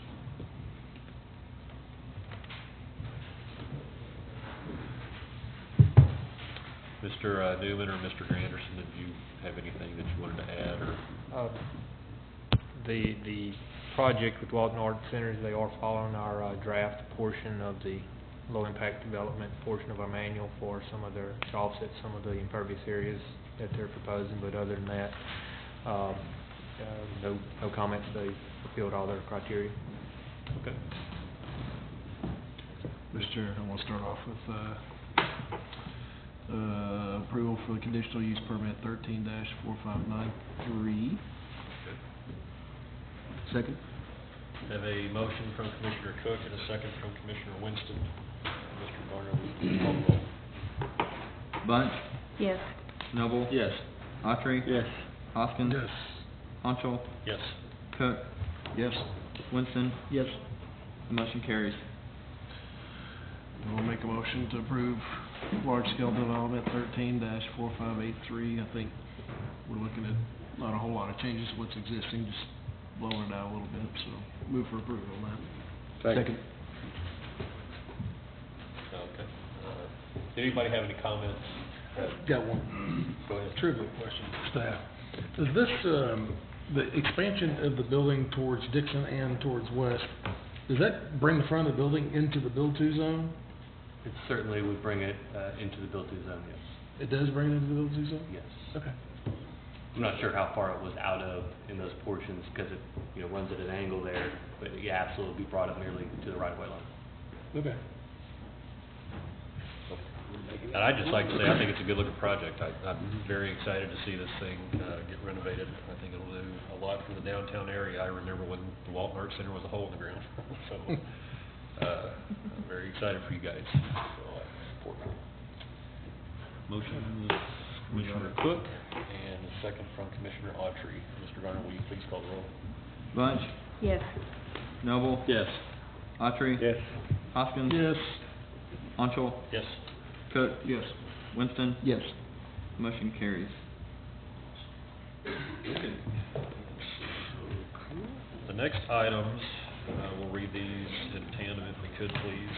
Again, we have a conditional use permit 13-4589 for 560 North Rupel Road, Boys and Girls Club, and then the large-scale development 13-4586 for 560 North Rupel Road, Boys and Girls Club. Mr. Fulcher. Thank you. Another great facility this time in West Fayetteville. Boys and Girls Club was completed in about 2003. Hard to believe that all those changes out there have occurred in 10 years.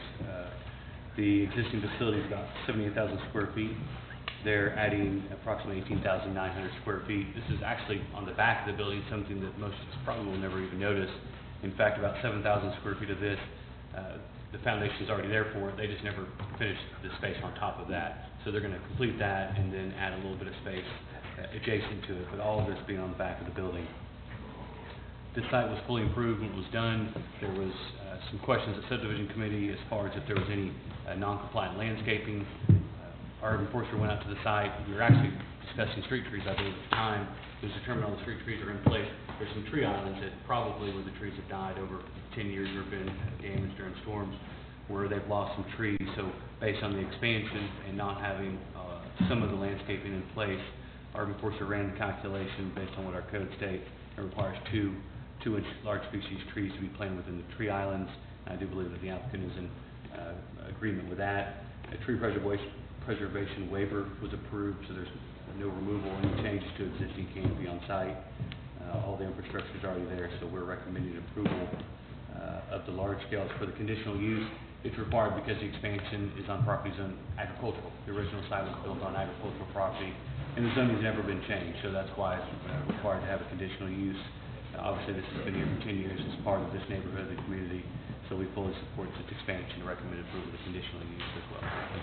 Okay, thanks. Is the applicant available? If you could, please state your name. My name is Evan Niehaus with Bates and Associates. I'm representing the client here today. And basically the reason this is here is because of overcrowding in the gymnasium and some of the classrooms for after-school programs. Okay. If you have any questions, I'll call you back up. Thank you. Is any member of the audience here to speak to this item? Okay, seeing none, I'll bring it back to the Commissioner. I'll go ahead and heap praise on you too. I think it's great to see landmark buildings in Fayetteville getting updated and growing the way that they are. I think it's great. I think it'll be a great project. I think it looks great. So that's all I have on that one. Mr. Chair. Commissioner Winston. I just wanted to, I don't have kids, so I don't really have too many opportunities to go over there. to the Boys and Girls Club, but one of my neighbor's kids was playing basketball, and we went, and I was blown away. It's a fantastic facility, and I just encourage anybody who's not been there to go walk through sometime. It's really, really great. So I wanted to make a motion to approve conditional use permit 13-4589 for Boys and Girls Club. Second. Okay. I have a motion from Commissioner Winston and a second from Commissioner Bunch. Any other comments? Mr. Garner, will you please call the roll? Bunch? Yes. Noble? Yes. Autry? Yes. Hoskins? Yes. Autrell? Yes. Cook? Yes. Winston? Yes. Motion carries. And I'll move to approve large-scale development 13-4586 for Boys and Girls Club. It's their... Nope, that's it. Second. Okay. Motion from Commissioner Winston and a second from Commissioner Cook. Mr. Garner, please call the roll. Bunch? Yes. Noble? Yes. Autry? Yes. Hoskins? Yes. Autrell? Yes. Cook? Yes. Winston? Yes. Motion carries. Okay, the next item we have is a conditional use permit 13-4575 for 500 North Vinson Avenue, a house family. The applicant has requested this item be tabled. I guess, Quinn, did you want to go ahead and read through or table or? I would prefer to go ahead and table that. I Okay. think it's entirely appropriate based on our findings and the conversation we hope to have on Wednesday with the Okay. applicant. Mr. Chair, make a motion to table conditional use permit 13-4575 till the next meeting, is that right, or? 2 weeks. 2 weeks, yes. Okay. Second. I have a motion from Commissioner Cook and a second from Commissioner Winston. Comments? Mr. Garner, will you please call the roll? Bunch? Yes. Noble? Yes. Autry? Yes. Hoskins? Yes. Autrell? Yes. Cook? Yes. Winston? Yes. Motion carries. Okay. The next item we have is a conditional use 13-4576 for east of Stone Mountain Drive, Bristol. Bristol, I apologize. Brycel. I apologize again. Brycel. I apologize again. Let's see, hasn't come up. Okay, Mr. Thompson, could you go through that report, please? Thank you, Mr. Chair. The subject property is located right at the end of Stone Mountain Drive and contains approximately 38.25 acres in the RSF4 zoning district. The property is currently in the process of being split into 2 lots, contingent upon this conditional use. One of those lots will not have adequate street frontage to meet the UDC requirement in the RSF4 zone. The request tonight is to allow for a tandem lot in the RSF4 zone district. Staff finds that granting this conditional use in no way will negatively affect the public interest. The existing property here is over 38 acres, an area quite a bit larger than is typical of residential tracts to the west. And proposed lots should not affect negatively property values in the area. Staff does feel that it is not appropriate in this case to require the owner to construct 60 feet, would be the minimum requirement, street frontage, just for this one lot. And we do anticipate in the future, the way it is laid out, there is possibility for Stone Mountain Drive, which is a designated collector street, to continue and the lots to become conforming at that time. So staff is recommending, therefore, approval of conditional use permit 134576 for a tandem lot in the RSF4 zoning district. Okay, thank you. Is the applicant available? Good, please tell us your name. Good evening, Justin Jorgensen with Jorgensen Associates. I think Quinn pretty much covered everything, but we'll be glad to answer any questions you might have. Okay, thanks. Any member of the audience here to speak to this item? Okay, seeing none, bring it back to the commission. Mr. Chair, Commissioner Winston. I'll move to approve conditional use permit 13-4576 for Bryce Out. Second. Mr. Hoskins. Question for staff. The larger of the two lots has 70 feet of frontage on Stone Mountain Drive? That's correct. Stone Mountain Drive is a collector street, and you can see here the right-of-way is 70 feet, and that counts as their street frontage. So they do have one conforming lot, and then the other lot is, the tandem lot is tract 2. So the 70 feet is the width of the end of the street? That's correct. Okay. Got a question for you, Mr. Engineer. Sir? So whenever a house is placed on this tract 2 and the driveway is brought out, how will that driveway attach to Stone Mountain Drive? How would it attach to it? Mm-hmm. You mean like concrete or asphalt or? Location. Yeah, right at the end, and we kind of put a 40-foot access easement in there because right now there's a general location of an existing, let's say, 10-foot gravel drive that roughly follows that lot line. So it'll kind of follow that line, more or less. So in other words, somebody coming down Stone Mountain Drive may just drive right onto that driveway thinking the street extends? Well, there'll be a gate put up. Right now there's a temporary gate because there's so many people that come throw trash and various other things back there and cause problems. They had to put a temporary gate up. And so eventually I don't know what that's going to look like or the actual location of the fence or the gate, but that would be the intent, is to keep people from flying down through there. Okay. Okay, thanks. No problem.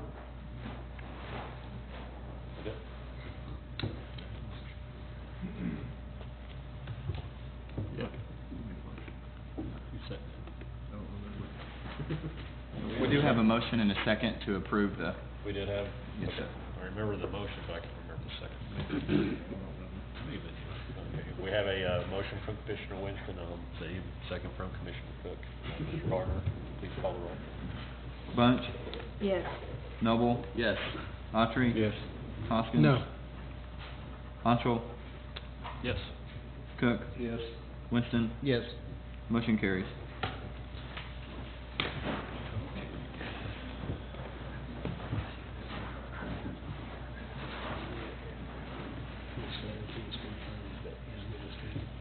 There we are. Lost my place. Here we go.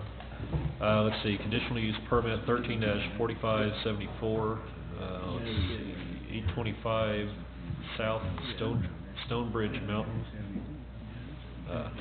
Hammonds? Terrible. Hammonds? Okay. Oh, boy. Let's see, if we could, read these in tandem. Also, for the rezone, 13-4573, same place, the same name. Let's see, Mr. Gardner, staff report, please. This property is located at the southwest corner of Stonebridge Road and East Huntsville Road. And you can see here with the place marker in Google Earth where we're located at. The property is surrounded on three corners by undeveloped commercial lots that are zoned either C1 or C2. Immediately adjacent to the west of this tract is a single-family home. The overall property is just about 3 acres, and there's an existing home and kind of cleared hayfields type of a rural residential setting. The applicant is proposing a plant nursery on the southeastern portion of the property where the house is. The plant nursery is proposed immediately south of the house. They're also proposing to rezone this portion where they want to have the plant nursery to NS Neighborhood Services. This would allow for some small retail type uses, and the applicants indicated in their letter that they also want to use this existing house as the retail location for, I believe it was an antique store, and also the sale for the plants that they will have in the nursery here on the property. The conditional use permit for a plant nursery is classified in our zoning code as Use Unit 2, which is citywide uses by conditional use permit. So no matter what zoning district the property is, it has to have a conditional use permit if you're doing a plant nursery. And so we're recommending the conditional use permit be approved tonight, and then the rezoning would be forwarded on to the City Council We feel like this is a appropriate use of the property. There's potential, this traffic, the state is improving Highway 16 here, and there's also will be a traffic signal being installed here. So we feel like this can accommodate some of these additional commercial uses and traffic, and even potentially above and beyond what they're proposing here. So this could be a potential hard commercial corner in our opinion, but so we feel like this is an appropriate transition at this stage to introduce this non-residential use. There are some variances that are required in order to approve the design as proposed. As you've seen in your packet, they're proposing a new parking lot just to the north of the house here. You can kind of see on the screen where the parking lot is here with a curb cut proposed here. They're also proposing to keep this existing driveway here for the house. And Stonebridge Road, which transitions into Dead Horse Mountain Road around this curb, is a higher classification street which requires limited access. And so these two curb cuts are too close to each other, and they're also too close to this intersection. However, based on the applicant's proposal, which is pretty unique to use this existing building and design around this existing driveway here, we feel like it's appropriate to give them variances. The driveway really needs to be pushed north from this curve here because there's some sight distance issues, and so we don't feel like it should be pushed any further, any closer to the intersection to allow for stacking with the signal. So we feel like this is the right spot for it. It just happens to be variances because it's a higher classification road here. And we feel like it is also appropriate to allow them to keep this driveway and this carport for the business. The property owner is just wanting to have the owner be able to pull in here and park, and customers could use this parking lot.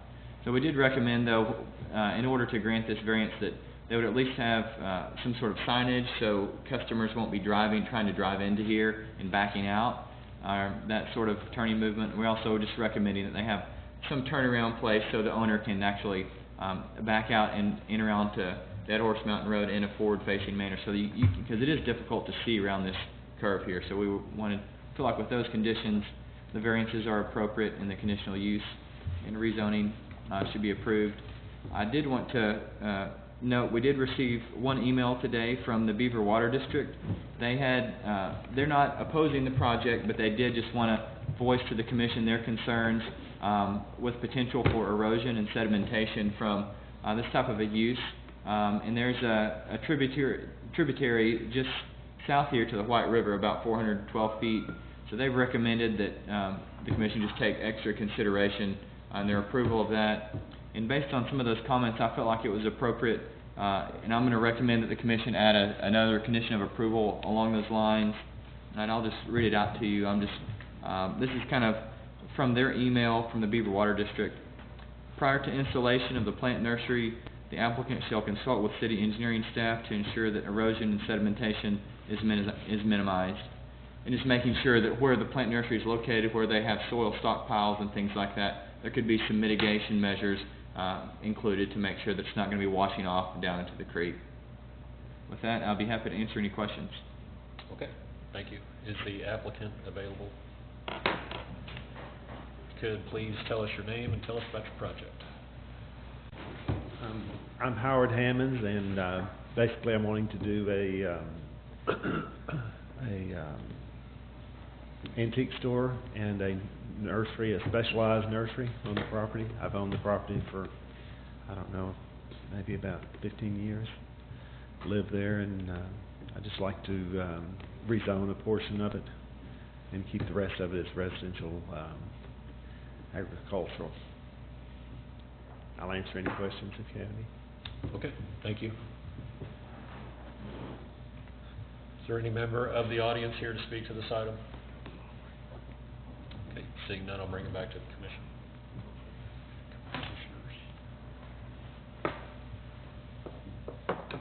I'll jump in real quick, because that's the only question that I have is for staff. I'm familiar with the road, not in the sense that I drive it every day, but I know that traffic, there's golf courses out there, and that was the concern that I had, was the hook in that road and the proximity to the business. Is there any way, let's see, Mr. Hammonds, is exiting the property from the the parking lot that you have drawn, is there any chance that somebody can pull out forward? Is it intended for forward-facing exit? Yeah, Okay, that'll be on the back. okay. And then the other thing that I had for staff was, that stretch of road, is parking allowed on a, I mean, I'm just saying, in the event that you have a plant sale or something like that, and you run out of parking interior to your project, that's the only concern that I have, is that the distance from Huntsville, if you turn south, you know, any kind of stacking right there, that would be the only concern that I would have, is that, you know, if there was an abundance of vehicles or something, I just didn't know what I don't know if it's by right or what what the phrase is, but that type of road, if you can park on the side of the road like that. On this type of a road, it's an open ditch situation with curb. It's not striped or notified for parking. I would hope people would not park on it. It doesn't say no parking on. It's kind of a country 2-lane road really at this point. I would anticipate if they do have large crowds, they could just pull right through the parking lot and probably out onto the field. Okay. Something like that, because the way they have it, it's a pretty flat field. I would let the applicant speak to that, but how they would accommodate that type of a situation. But I feel like the low volumes of traffic for plant nursery, it's very minimal amount of traffic coming in, and an antique store as well. So I don't anticipate problems with that. I would be concerned if there was large volumes of traffic coming in here and inadequate parking, because you would not want people parking on the road. Okay, and that's, Mr. Hammonds, I don't know if you'd like to address that at all, but that's the only concern that I would have, you know. There's plenty of overflow space on the property that Okay. department that I wouldn't do hard surface now unless that's all I wanted. Okay, that's the only thing that I have. Any other comments? Mr. Chair, Commissioner Winston. I'll move to approve conditional use permit 13-4574 for Hammonds. Finding in favor of the determination regarding the variance for the curb cut's location, and adding the condition of approval that Mr. Garner mentioned about, did you want to restate that, or? If you want me to, I've read it into the record. Okay. Can you read it? Are you good? I think that's fine. Okay. Sorry. Have a motion from Commissioner Winston, second from Commissioner Cook. Mr. Garner, will you please call the roll? Bunch? Yes. Noble? Yes. Autry? Yes. Hoskins? Yes. Honchel? Yes. Cook? Yes. Winston? Yes. Motion carries.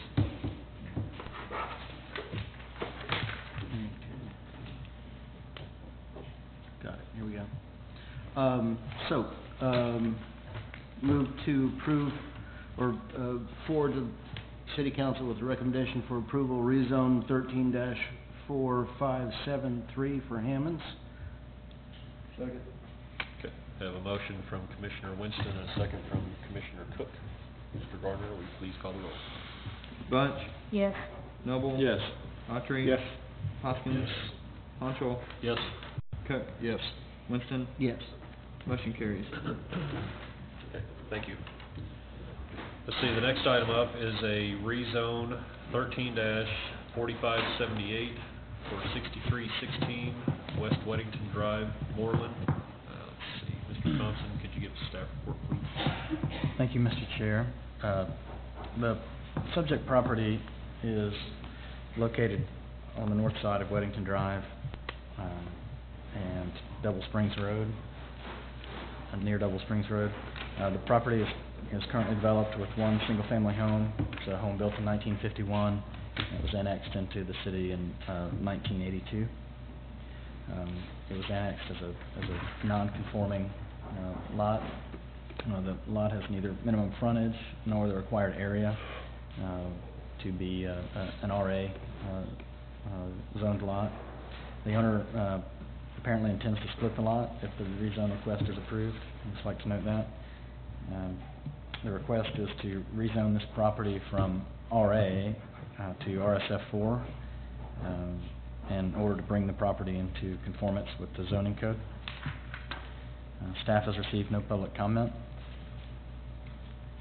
And staff's finding that is that the rezone is justified at this time and consistent with planning objectives and principles. The property is non-conforming within the RA zoning district. The proposed rezoning would bring the lot into compliance with zoning codes. It is also compliant with the City Plan 2030 land use map, which designates the area as a rural area, and that's an area intended for low-density development. A single-family home has been on that property for over 60 years, and it further is consistent with the city's land use objectives in general to bring non-conforming lots and properties into compliance whenever we can, and to encourage, reuse and redevelopment of properties like this. With that said, staff is recommending that the Planning Commission forward rezone 134578 to the full City Council with a recommendation for approval. Okay. Thank you. Thank you. Is the applicant available? Could please tell us your name and tell us about your project. I'm William Jenkins, land surveyor, on behalf of David Moreland. And comfortable with the report staff Yes, provided? very good, thank you. Okay. If we have any questions, we'll bring you back up. Is there any member of the audience here to speak to this item? Okay. Seeing none, bring it back to the commission. Mr. Chair, Commissioner Woods. not to preempt the conversation, but I'll move to forward to City Council with a recommendation for approval, rezone 13-4578 for Moreland. Let's see. Have a motion from Commissioner Winston and a second from Commissioner Autry. Mr. Garner, will you please call the roll? Bunch, Yes. Noble, Yes. Autry, Yes. Hoskins, Yes. Anchel, Yes. Cook, Winston, Yes. motion carries.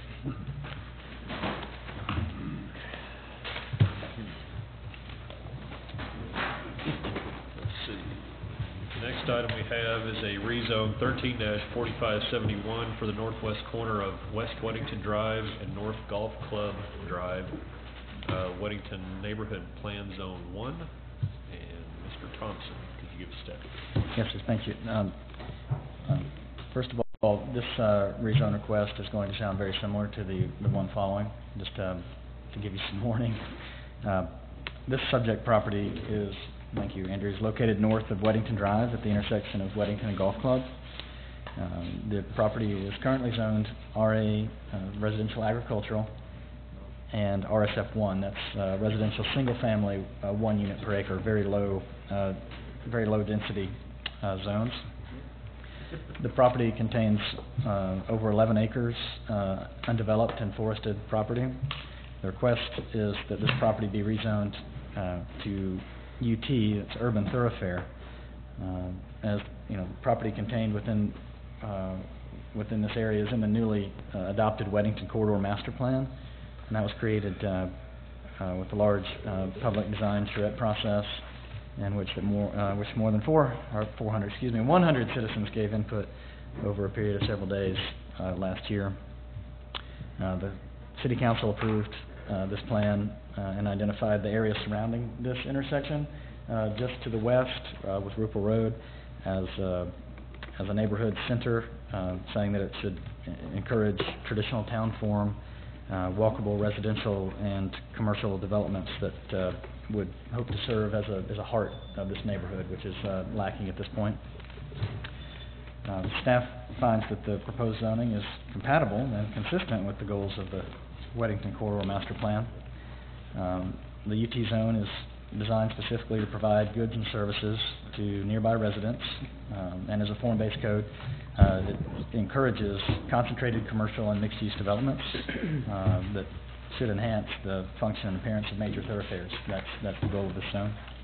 Following the adoption of other recent master plans, Walker Park, Fayette Junction Master Plan, for example, staff has initiated rezonings to encourage the future development in these areas to occur according to the master plan. And we feel that this is the goal here. Staff has contacted property owners through certified letter on 2 occasions. A couple of letters, those have been signed for. No one has contacted, in this particular case, anyone in the planning department, as far as I know. With that, staff's recommending that you forward rezone 134571 to the full city council with a recommendation for approval. Okay, thank you. Is the applicant available? Why, yes. Oh, yeah, you are the applicant. Is there any comment from the public? I'm starting to lose it here.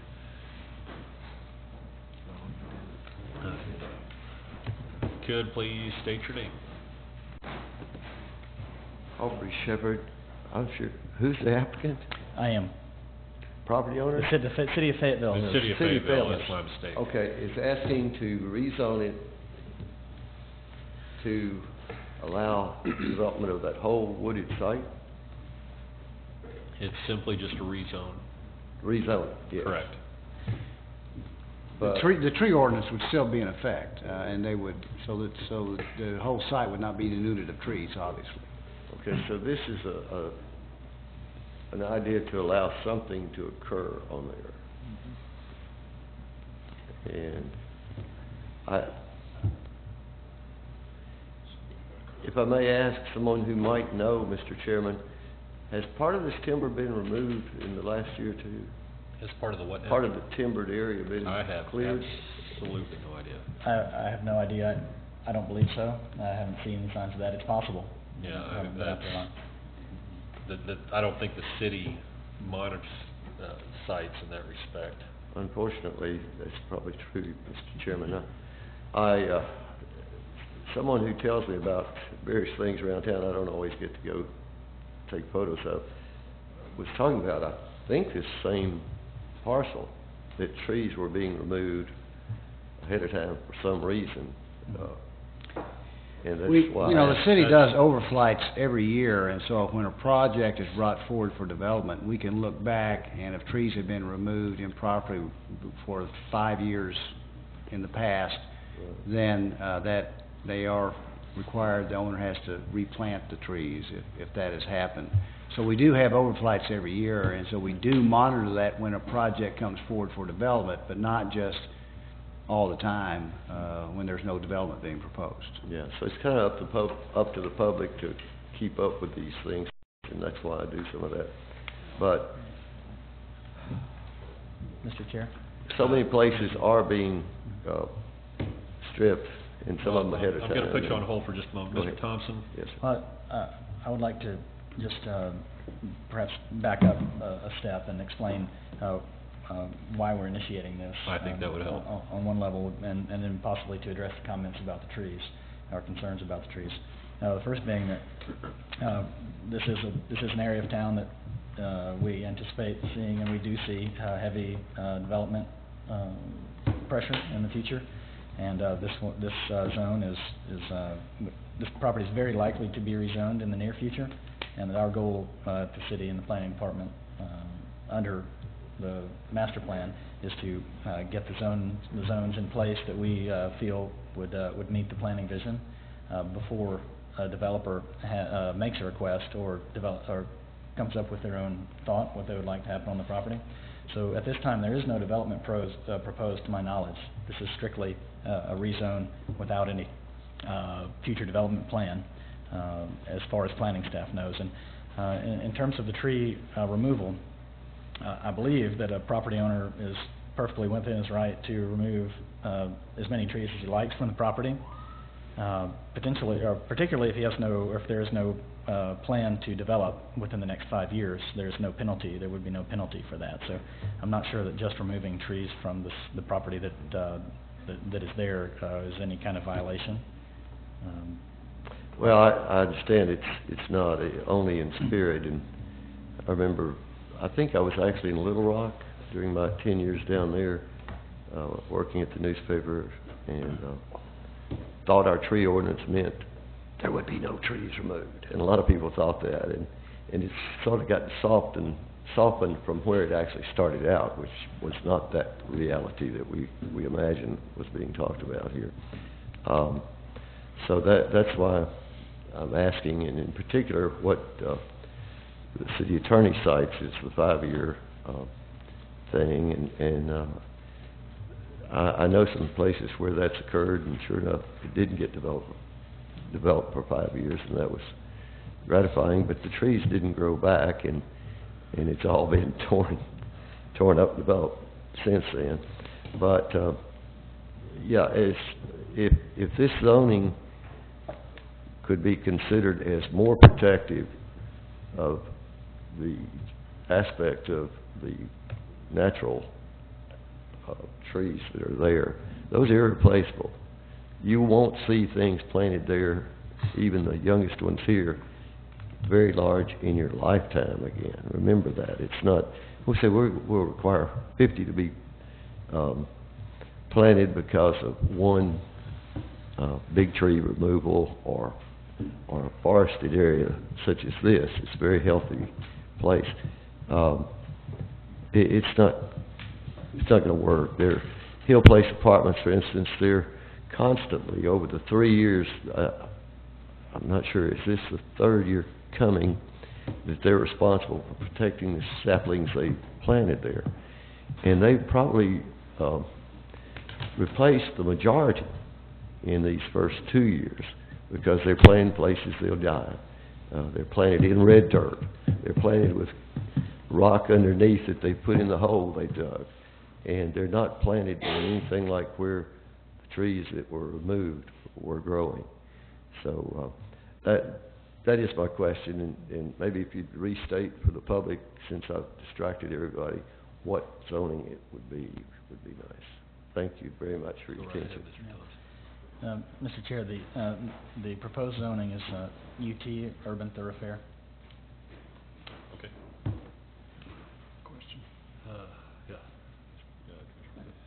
Just curious what staff's thinking was with this one and the other one, in the next item, I'm sorry, and what was the thinking between urban thoroughfare versus community services? These are very close to each other, and I was trying to figure out what the logic was by selecting those for each individual property, if you don't mind.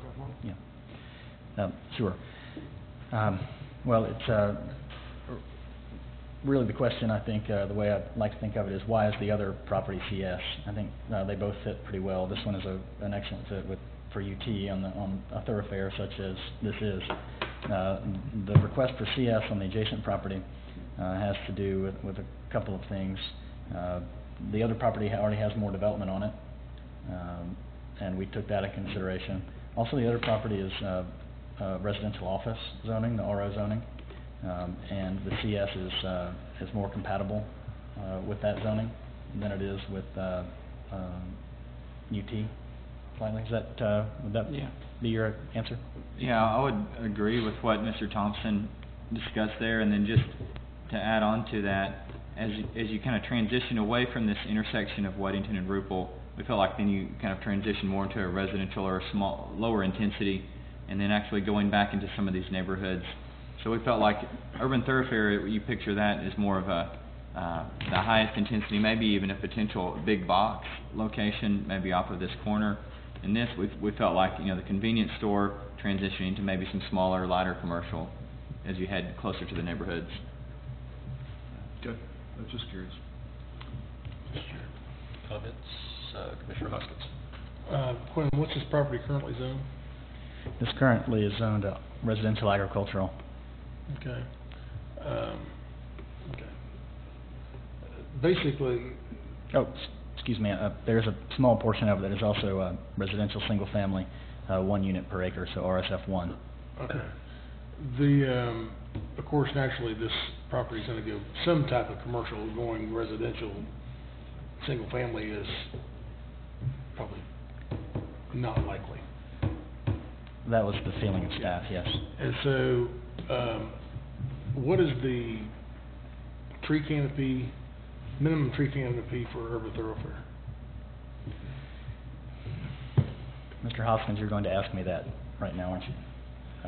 Pop quiz. Is it roughly something around 15%, maybe? I believe that's, yeah, it's right around that. That's what I'm guessing. Okay. Okay, and so, which is pretty standard in most all of our commercial zones, right? That's right. Okay, so as far as this particular zoning and saving the trees, it's not gonna be any less environmentally friendly than any other commercial zoning, right? I believe so. Okay, thanks. That it? That's it. Motion, comments? Mr. Chair. Commissioner Woodson. Oh, okay, well, I'm the right one.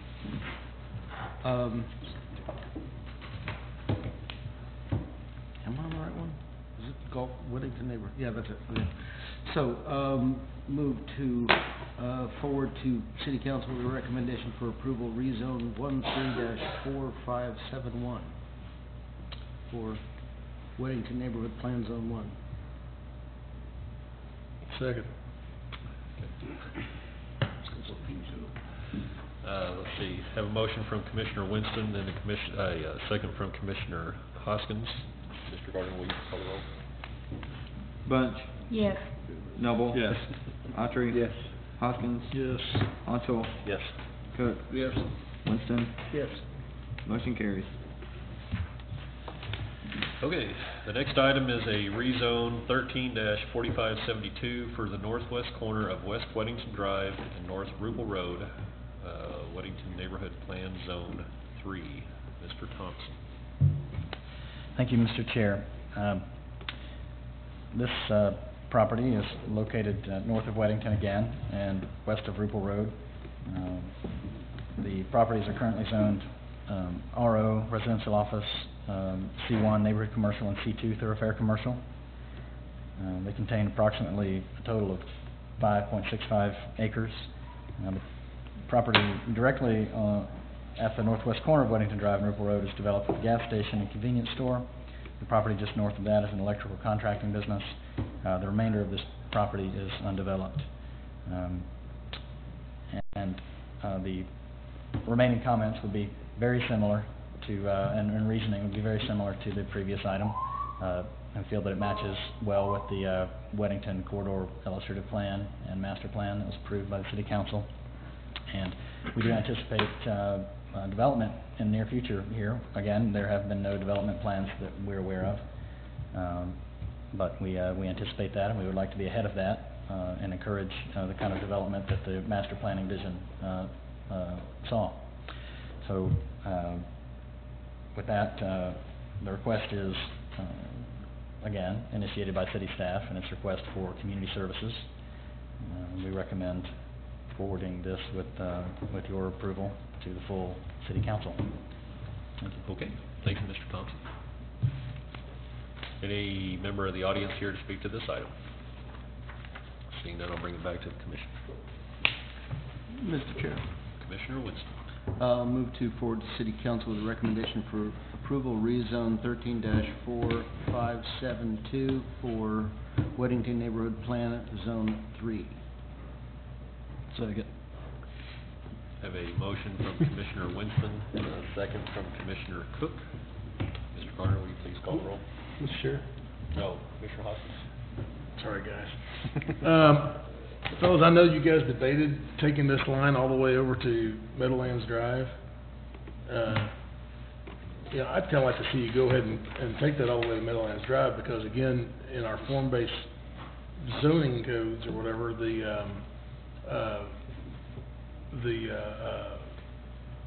it kind of important to address the corners? You know what I mean?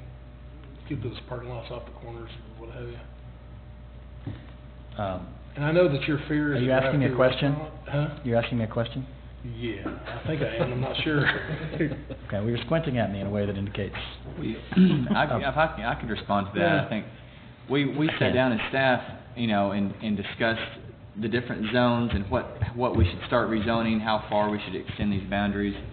My recollection, Mr. Thompson, you can add on after I get through, was that, like I was mentioning, when we felt like Meadowlands Drive, you have an office right on the other side, the insurance office, and we felt like it should be a lower intensity use at that point, probably not as heavy of a commercial as community services, which could allow for multifamily or, fast food restaurant, gas station, and we didn't feel like that was appropriate for that heavy of commercial. But I think we debated it both ways. I don't know, Mr. Thompson. No, that's exactly it, and we felt like RO was an adequate or appropriate transition back to that neighborhood. We're focusing on the corner of Weddington and Rupel for those higher density and higher concentration intensity developments, and prefer to see something lighter. Also, RO does allow for the opportunity to put a building at the street corner. Opportunity, Yes, not sir. requirement. No. Yeah. I don't know, I'd kind of like to see it stretched all the way to the Meadowlands, but of course I'm not gonna fall on my sword over either, so. I would imagine the planning department did communicate with all the owners of these particular parcels to see if they were in agreement with the rezonings. Yes, in fact, very similar. We sent 2 letters to each one, certified mail. We had two responses from the same property, same parcel owner, Mr. Rahat, one Mr. Rahat in California, another one locally. They both expressed enthusiasm, even, We sent letters. We started the process of notifying the actual property owners back in October. So we've sent them certified letters, and then Mr. Thompson kind of managed the phone calls, which were only, I think, 2 phone calls through the whole process. But some of the property owners did not contact us, and we sent them certified letters by mail twice. So we felt like we've done everything we can do to try to call them, try to send them letters. Okay. Any other comments? No. No? Okay. We have a motion and a second.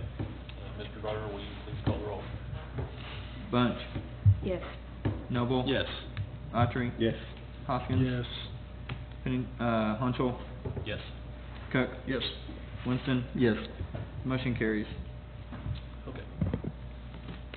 Last item we have this evening is administrative item 13-4601, administrative item UDC Amendment Protected Streams Map.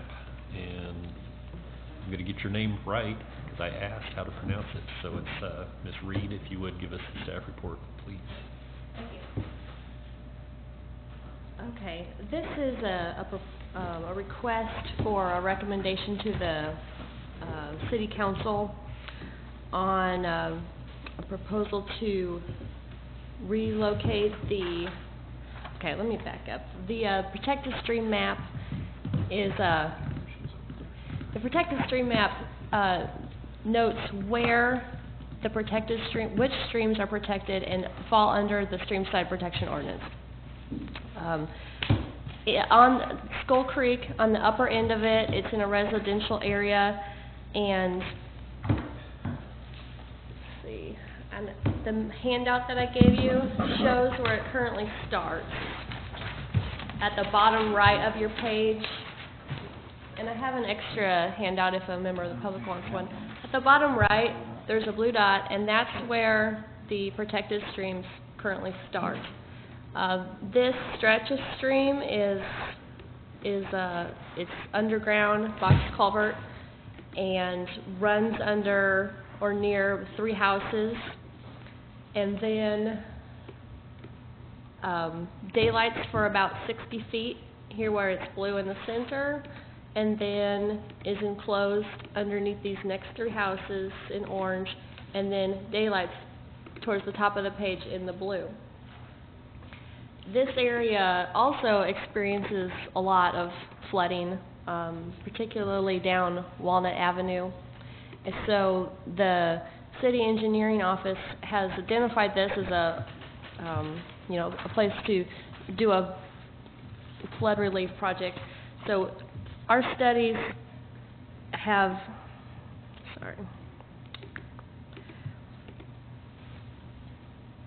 the yellow line is showing where we can do a best fit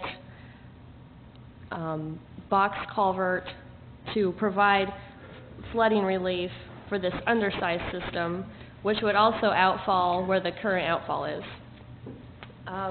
This will divert a lot of the flow off of this existing system So we felt it would be appropriate to move the beginning of the streamside protection ordinance to this point downstream, where the new drainage would outfall and where the existing drainage outfalls. And I did have an email from Miss Rebecca Harrison today. She wanted to go on record that she is adamantly opposed to this change, and she adamantly opposes the construction that Mr. Morton has proposed on the previously wooded lot, which is the lot where the open stream is there. And I can answer any of your questions. Okay. If you have any questions, we will certainly ask them. It looks like there's quite a few people here to discuss this item. Is there any member of the audience here that has comments to this item?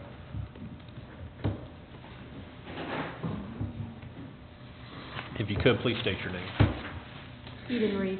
I have the house where it daylights. And I spoke with Ms. Reed today about this project, and I understand the need for some change to this drainage system. My concern is what will happen when the additional water load daylights on my backyard, which happens to be, our house is, within not just within the stream management zone, but also within, the waterside zone? Yeah, we're, it's very close and personal for us. So, my questions are, I know there will be a lot more water coming out of that system, and I know there will have to be some accommodation for that extra water, and I know we talked about need to be improvements to the channel, and of course I don't want any changes to the channel, but I know that you have to deal with more water. So, would the upgrades to the channel past that point be required or optional for property owners? I can respond to that. The engineering division is planning to address this as we finalize our design. It'll be a combination of looking at the existing channel and looking at the increased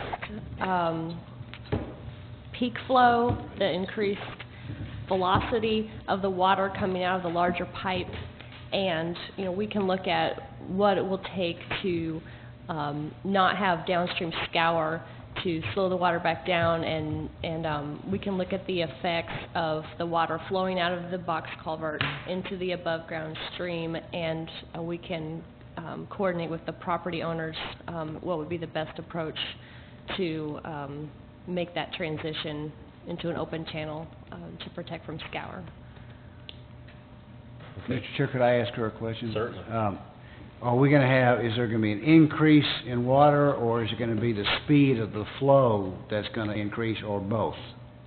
It'll have the same drainage area, but it'll be more efficient, and it will be flowing faster because it's in a larger box culvert, and because it'll be more efficient about how it gets there, you'll see a larger peak flow than what was previously seen. Okay. Any other member of the audience? If you could, please state your name. Andrew Way. I live at 511 North Walnut, which is just southwest of where it daylights. I've never had any problem until like 10 years ago with water in my front yard, which has gotten worse in the last 10 years. I don't know exactly when, but at some point curb and gutter was put in Maple, but there was no drainage to take care of any surface water, and more or less this caused that water to channel. It turns and comes down Walnut. And once the city realized that was a problem, they addressed the culvert that goes under Walnut Avenue right before it daylights. It wasn't just a box culvert. They dug up the street, they put in black drainage pipe, and it made the problem worse. I'd say a half a dozen times in the last 10 years, I've had water in my front yard. I don't know if any of you've seen a YouTube video entitled Walnut River. That was April 2011. It's probably as bad as it has ever been there. I've seen it. I gauged that by the front steps of my house. The water was, or maybe it's on the video, I don't remember exactly, but I remember a time or two before that. I remember vividly in 2003, my neighbor, I think it rained at night, and he said, we were talking the next morning, he said, he wished he would have known it was coming, he would have got his kayak out. It would have been a nice run from Lafayette down to where the daylight's by her house. And I chuckled, but, you know, he was serious. Anyway, I oppose this, doing it at this point, because it's creating a time gap, and I haven't heard any rationale why this needs to be done now. In light of the fact the city has addressed this, and they've known it's a problem, and you admit it's a problem, if I listen to the YouTube video, you can see it's a problem, you're just creating a time gap where the drainage can become worse. There'll be more floods, maybe higher. I mean, I'm not afraid I'm going to, you know, wash away at the middle of the night or anything like that, but I just don't understand the rationale where somebody could explain why it needs to be done now, why there needs to be a time gap from now until this problem is solved. Why does the problem need to be made worse by removing the protection? If they want to just add the top part and add the protection up there, I can totally agree with that, but it's also where it daylights, which, I mean, this building in the lot has been mentioned. You know, that's not really what's at issue in my mind, but removing the protection right there is just going to make the flooding worse. I don't understand why the problem should be made worse before it's made better. How will it be made worse? Well, removing the protection is not going to make it better, is it? Yeah, Mr. Chair, you might just have the have him finish his questions, and then we could maybe respond in one time.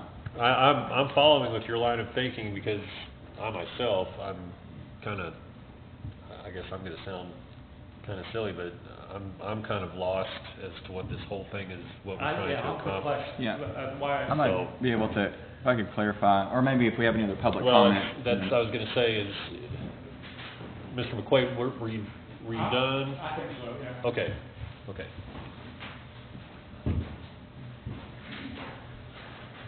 If you could, please state your name.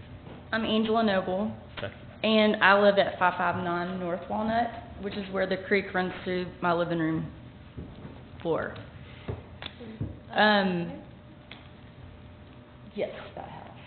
And it actually, if you go into my crawl space, it looks like a concrete casket. So the water actually does run through my living room. So I have several concerns, actually. Our street is terrible when it does flood. I've been fortunate enough that it has not gone into my property as far as much into my grass. Eden has a perfect concern on what we're going to do as far as the future of that property goes. Andrew's concern is, what are we going to do when that happens, and is it going to make it worse? I agree with all of that, but then I have an extra concern, is how are you going to stop the water from flowing underneath my house? And then if it does get worse before it gets better, is my basement going to flood? Is my whole underneath of my house going to flood? Does that make sense to you guys? Yeah. I think my house is very unique because I have a creek that runs through it. It sounds. And I'm not in a flood zone, and I often wonder if I should be in a flood zone. Even when we had the large flood in 2011, my basement did not flood. I was completely protected. But I would like to remain that way. So I guess my question is, how would you block that off from where my house is? And then, again, how are we going to improve it before it gets, or how are we going to make it better? Okay. Thank you. Okay, thank you. Is there anybody else that would like to comment?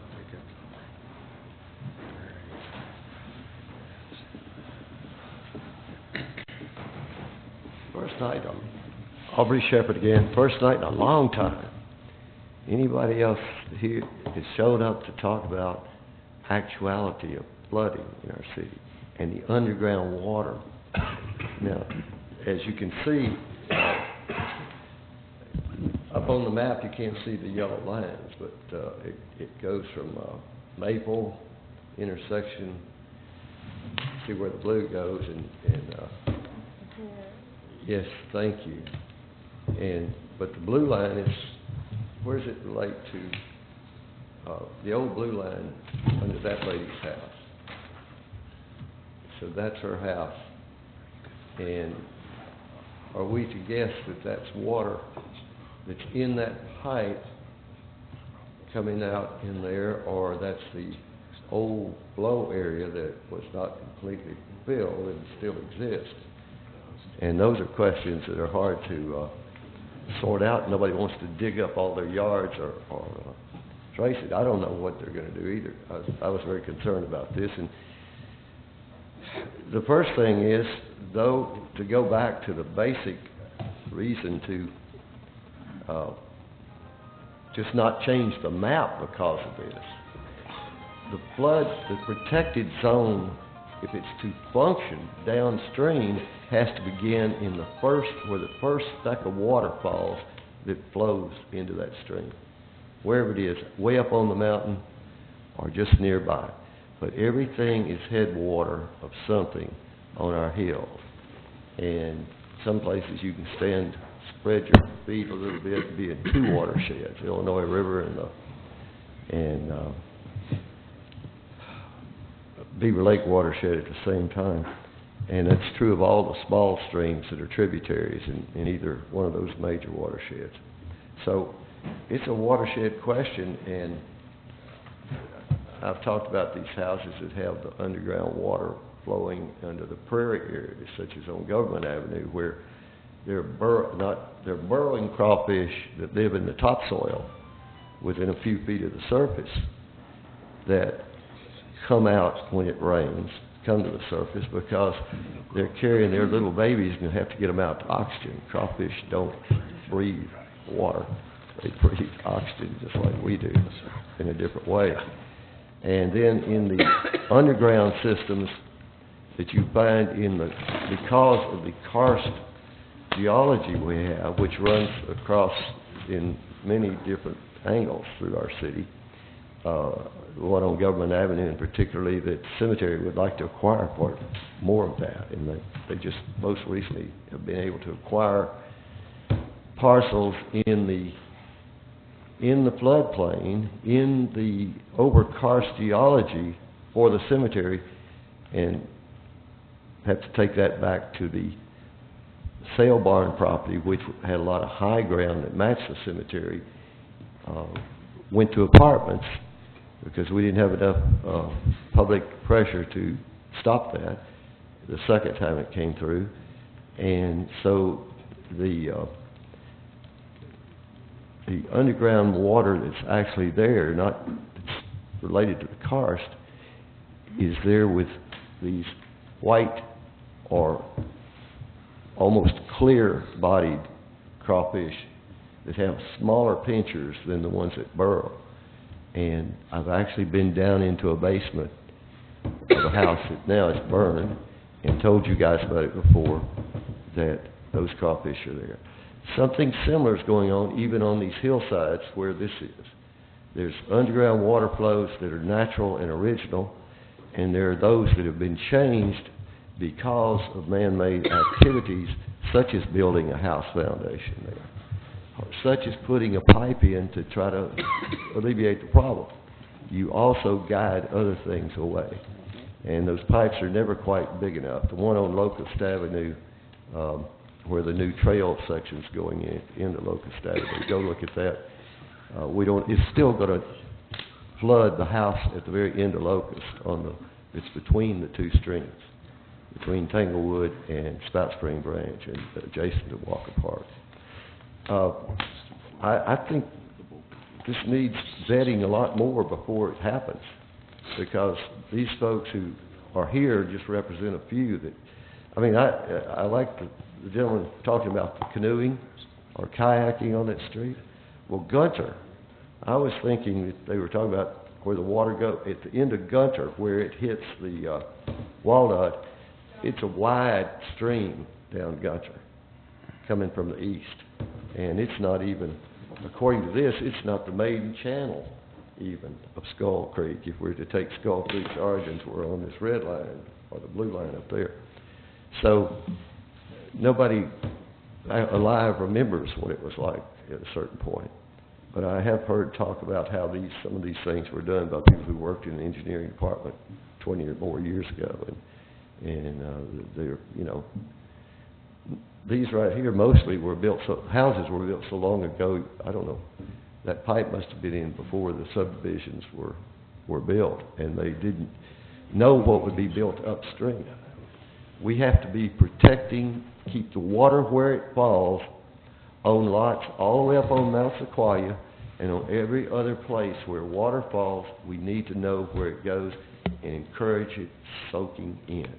There was an article in today's newspaper bragging about the housing developments in South Fayetteville that are low energy use, they're efficient houses, and the picture they displayed was a lot that had some construction on it before, some old buildings on part of that lot, and pavement area partially, but it also had a bunch of soil that water soaked in.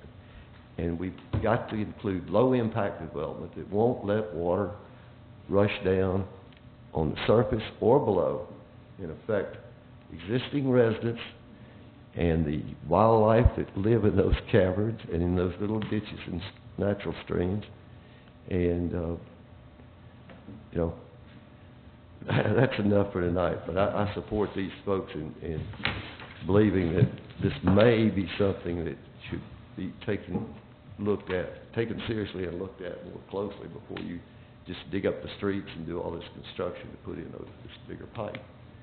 Might be the best solution, but it needs a close look. Thank you. Okay, thank you. Is there anyone else that would like to speak? Seeing none, I'll bring it back to the commissioners. I can just comment. A couple of questions. Ms. Reed, is this the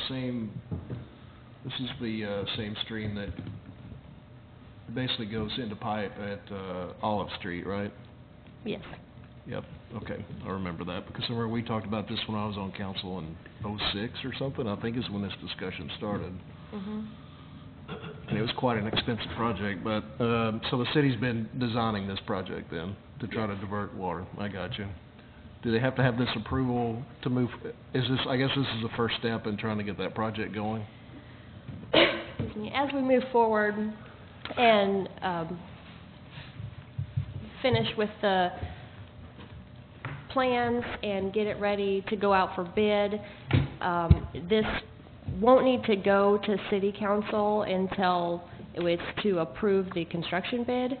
And so we want to have, basically how we're going to treat this as far as it being in a streamside protection area and us rerouting it. We basically like to have that settled for how we're going to proceed, because once we get to the point of approving a construction contract, then we'll have already decided how all this will be treated. Okay, I remember when that discussion first started, there was a lot of outcry from the people that lived there to do something about the water, because I remember some flooding back in the mid-2000s that started that impetus. There were quite a few people requesting the city do something about it, and I know Mr. Gully with transportation spent a lot of time trying to keep that culvert clean, specifically where it hits Olive Street. I remember him and staff walking down through that culvert as far as they could, and he said that culvert is quite old, that the condition of it is not in very good shape, and the problem is, and Aubrey just mentioned that, is you've got a lot of houses built on top of it, so it's not like the city can go through and just tear it up and try to rebuild it. So I know the city struggled with trying to figure out how to capture some of that water and divert it, and I remember seeing this plan way back when. Has the engineering taken anything, I mean, I can't speak for Ward 2 people, but have they taken anything to the people in that neighborhood to kind of show them what the design is and what the long-term idea is? Because it seems like from what their comments are, they don't really, they're Right. not 100% sure. And we so. haven't yet, and that would definitely be a step in this process. And there will be some drainage easement that will need to be acquired. There's not a lot. But that'll be, involve the neighborhood also. Seems like this has created more questions than it has anything. But I guess what I'm saying is it seems premature maybe to do this until there's more education on what the city's plans are. That's my opinion at least. So it sounds like you're saying that you need input on what the residents of this area, they do, yeah. how they want their drainage fixed. I think they want to know Their what the flooding. city's plan is and how it's going to alleviate, the city thinks it's going to alleviate the problem. Because it sounds like they feel like it's going to make it worse, and that's not a good thing. And kind of piggyback on that was my comment, pretty much precisely. I know that the city has done charrettes and has done a lot of community involvement projects. And if this thing has been a persistent problem, or probably, I would say, longer than, it's been a long time, 10 years or whatever. If it's something that is obviously affecting a concentrated portion of the city like that, I'm familiar, I used to live over there years and years ago. That is pretty much the low point, or one of the low points of the city, that every time it rains, I mean, I can remember the old, what was it, Doc Martins, or whatever the doc, whatever. It comes out down Yeah, down, whatever that was, I can't remember the bar, but they used to get washed out just about every time. But that's what I would suggest, is that if there's any way that you could get just some kind of community meeting or letterhead out to the people that are going to be directly affected by either the construction or hopefully by the diversion of the water. I don't know, is that, what ward is that? 2. 2, Kenyon? Is that one? Yeah, I would urge you, Matthew. Yeah, I would urge you all to communicate your concerns back to your council members, and that's not to put you off. I mean, the council members that you have in that ward are very active in city council, and I know they're not afraid to speak. So, that might get the ball rolling. I'd hope that you guys could come to some resolve. And to answer Ms. Noble's question, as far as how, in a situation like that, and I know this is probably more technical than what you'd rather get into, but as far as protecting her home, if that creek does in fact get shut off to the way that it's flowing right now, or does that get shut off, or is it just minimized? Is it diverted around, or? This plan proposes to divert most of, all the water that you can through the new on-street drainage path, but there would still be water flowing through this older route, water that it picks up. So it would just be residual flow? Along this route. Okay, because you're not... But it'll fit into these culverts better, because they won't be already full of water like they are now. Okay. And so it would not be, the culverts there now would not be defunct, but they would be getting a lot less flow. Okay. Mr. Chair, if I may, Yes. I think, we've certainly heard a lot of discussion about the drainage issues that we know that are in this area of the city. And the city has been looking at that and evaluating plans to improve the drainage area. What you have before you tonight is not really that drainage plan. All you're looking at is just, basically you can see on the exhibit here, there's a stream that's in a pipe for a long, long, long section. There's a very small portion that daylights right across a property owner's property, and then it goes back into the pipe again underneath 3 more houses. And we feel like it's appropriate to bring this before the commission now, because I think we can make the determination now that this stream is not going to be daylighted along this section here. So there's no need to protect this, very small stretch and keep it in the streamside protection zone. So it's not, I think all these drainage issues I mean, those have to go through the public process like we talked about through getting, that plan approved. But I think what we're looking at here is just this one small section that they're asking to take out of the protected streams. I understand that, and I appreciate that, but I also appreciate, a handful of people that have sat here for almost 3 hours, that I think they'd rather walk out of here with some kind of feeling like they got some kind of answer to a question that they came, and I understand that's what we're looking at. And with that, Mr. Chairman, I'd like just to make one point. What is being requested here is to be able to remove the restrictions the city has from the streamside protection ordinance in order to fix the problem. If the streamside protection ordinance remains in effect, even though the stream is not there, it's in a pipe, we are somewhat restricted on doing anything to be able to resolve the problem. In order to resolve the problem, we have to make the water go in different locations and maybe remove some of it from the pipe, which is not a stream, but maybe at one point was a stream. I don't know if it followed the normal stream or if it was diverted years ago. We don't know. But in order to do something to help you all and to help your entire neighborhood, we have to take the restrictions off of our engineers here. And she's our stormwater engineer. She does this for a living, and she's done it for many years for Fayetteville. Now, before a final plan is done, I do agree that we probably should have a charrette with the neighbors to show you what the city thinks is the best solution for this. But before we can get there, we have to untie the hands of our engineers for this one little area of this stream, which is not a stream, but qualifies because it drains more than 100 acres. That's why there's so much water there. So that's really what's being done, requested here, is simply so that the engineers can move forward with their plans to help your problem. Mayor, I understand, I agree with most of what you're saying, except for I believe doing it now creates a time gap. It's like, I don't know when it's going to get funded, when the project, and it sounds like it's not ready to go even bid or go anywhere at this point.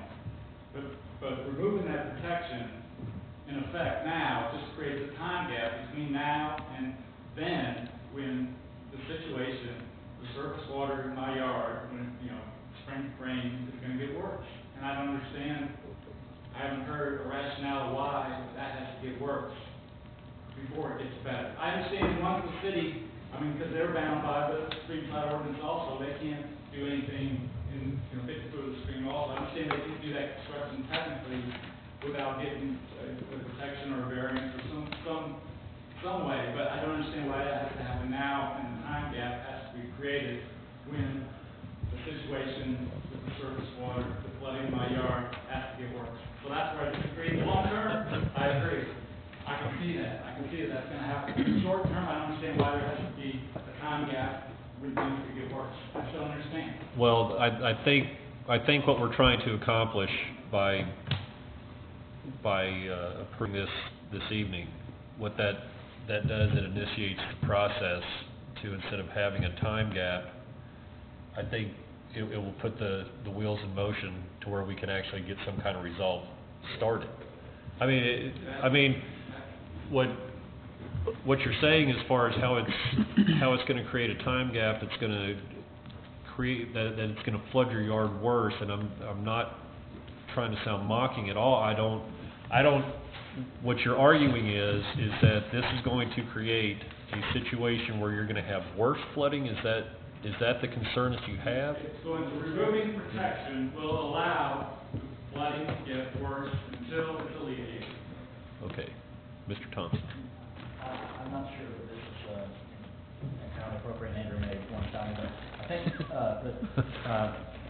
the gentleman is referring to a piece of the puzzle that you don't know about, and that is that this property is being proposed for development at this point. Okay. So that, I believe, has something to do with the time gap and the potential for making flooding worse. And is that correct? That's correct. I didn't really think that. They're not aware. That vacant lot was an issue. Yeah. I don't really see how it is, but. I don't even want to consider that. Somebody does put hard structure there. I mean, it got worse several years ago when they added on to the street right across the street. They took out a large magnolia tree, the backyard was totally lit, and that probably made it worse in April of 2011.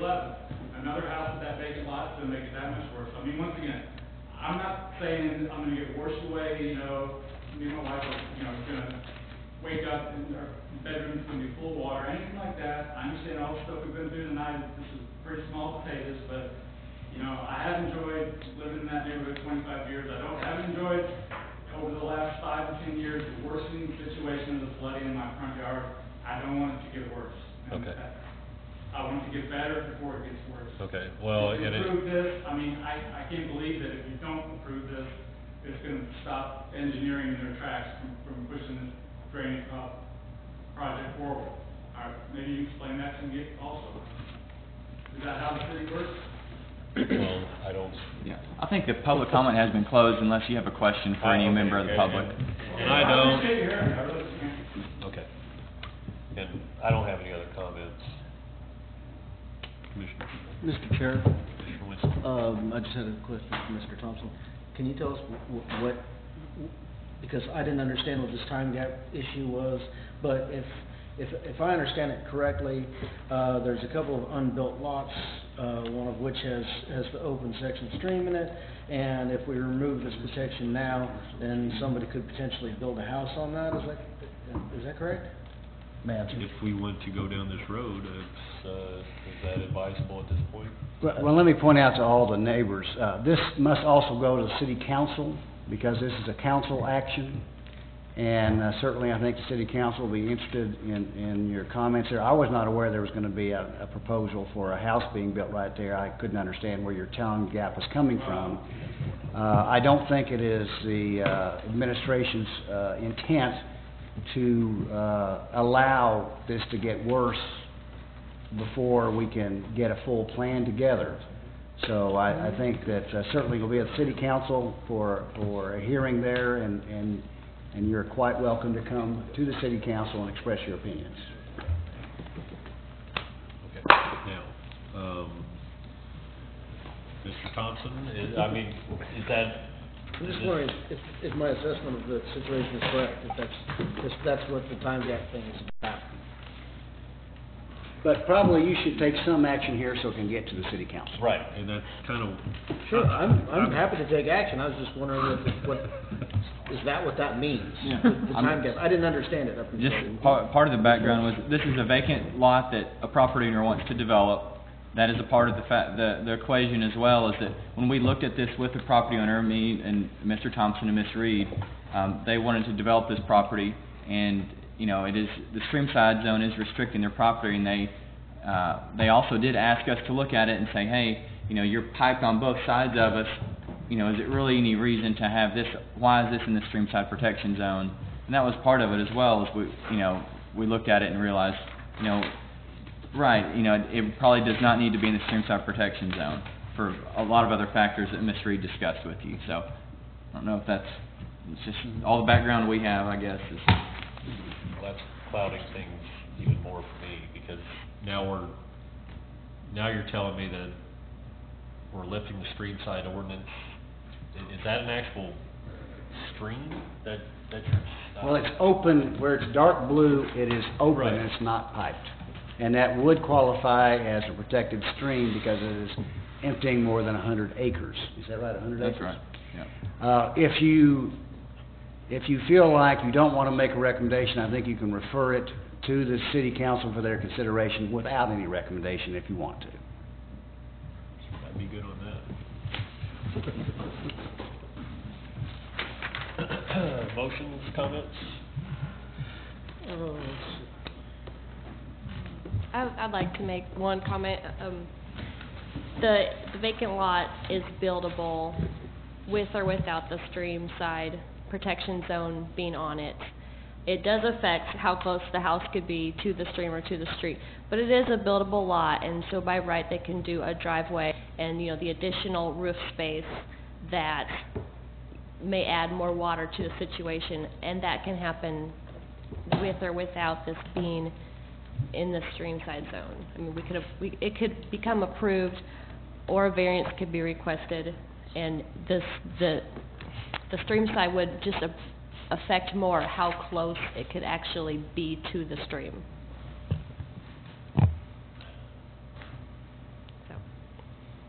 Well, I'm just really confused. well, and that's, I don't want to sound inflammatory, because the questions I have, now everything just, it doesn't sound right with that little nugget of information. I'm not comfortable with that at all. And I'll keep my comments to that, so. But there needs to be some motion on this item to get to the city council. If I could, I would.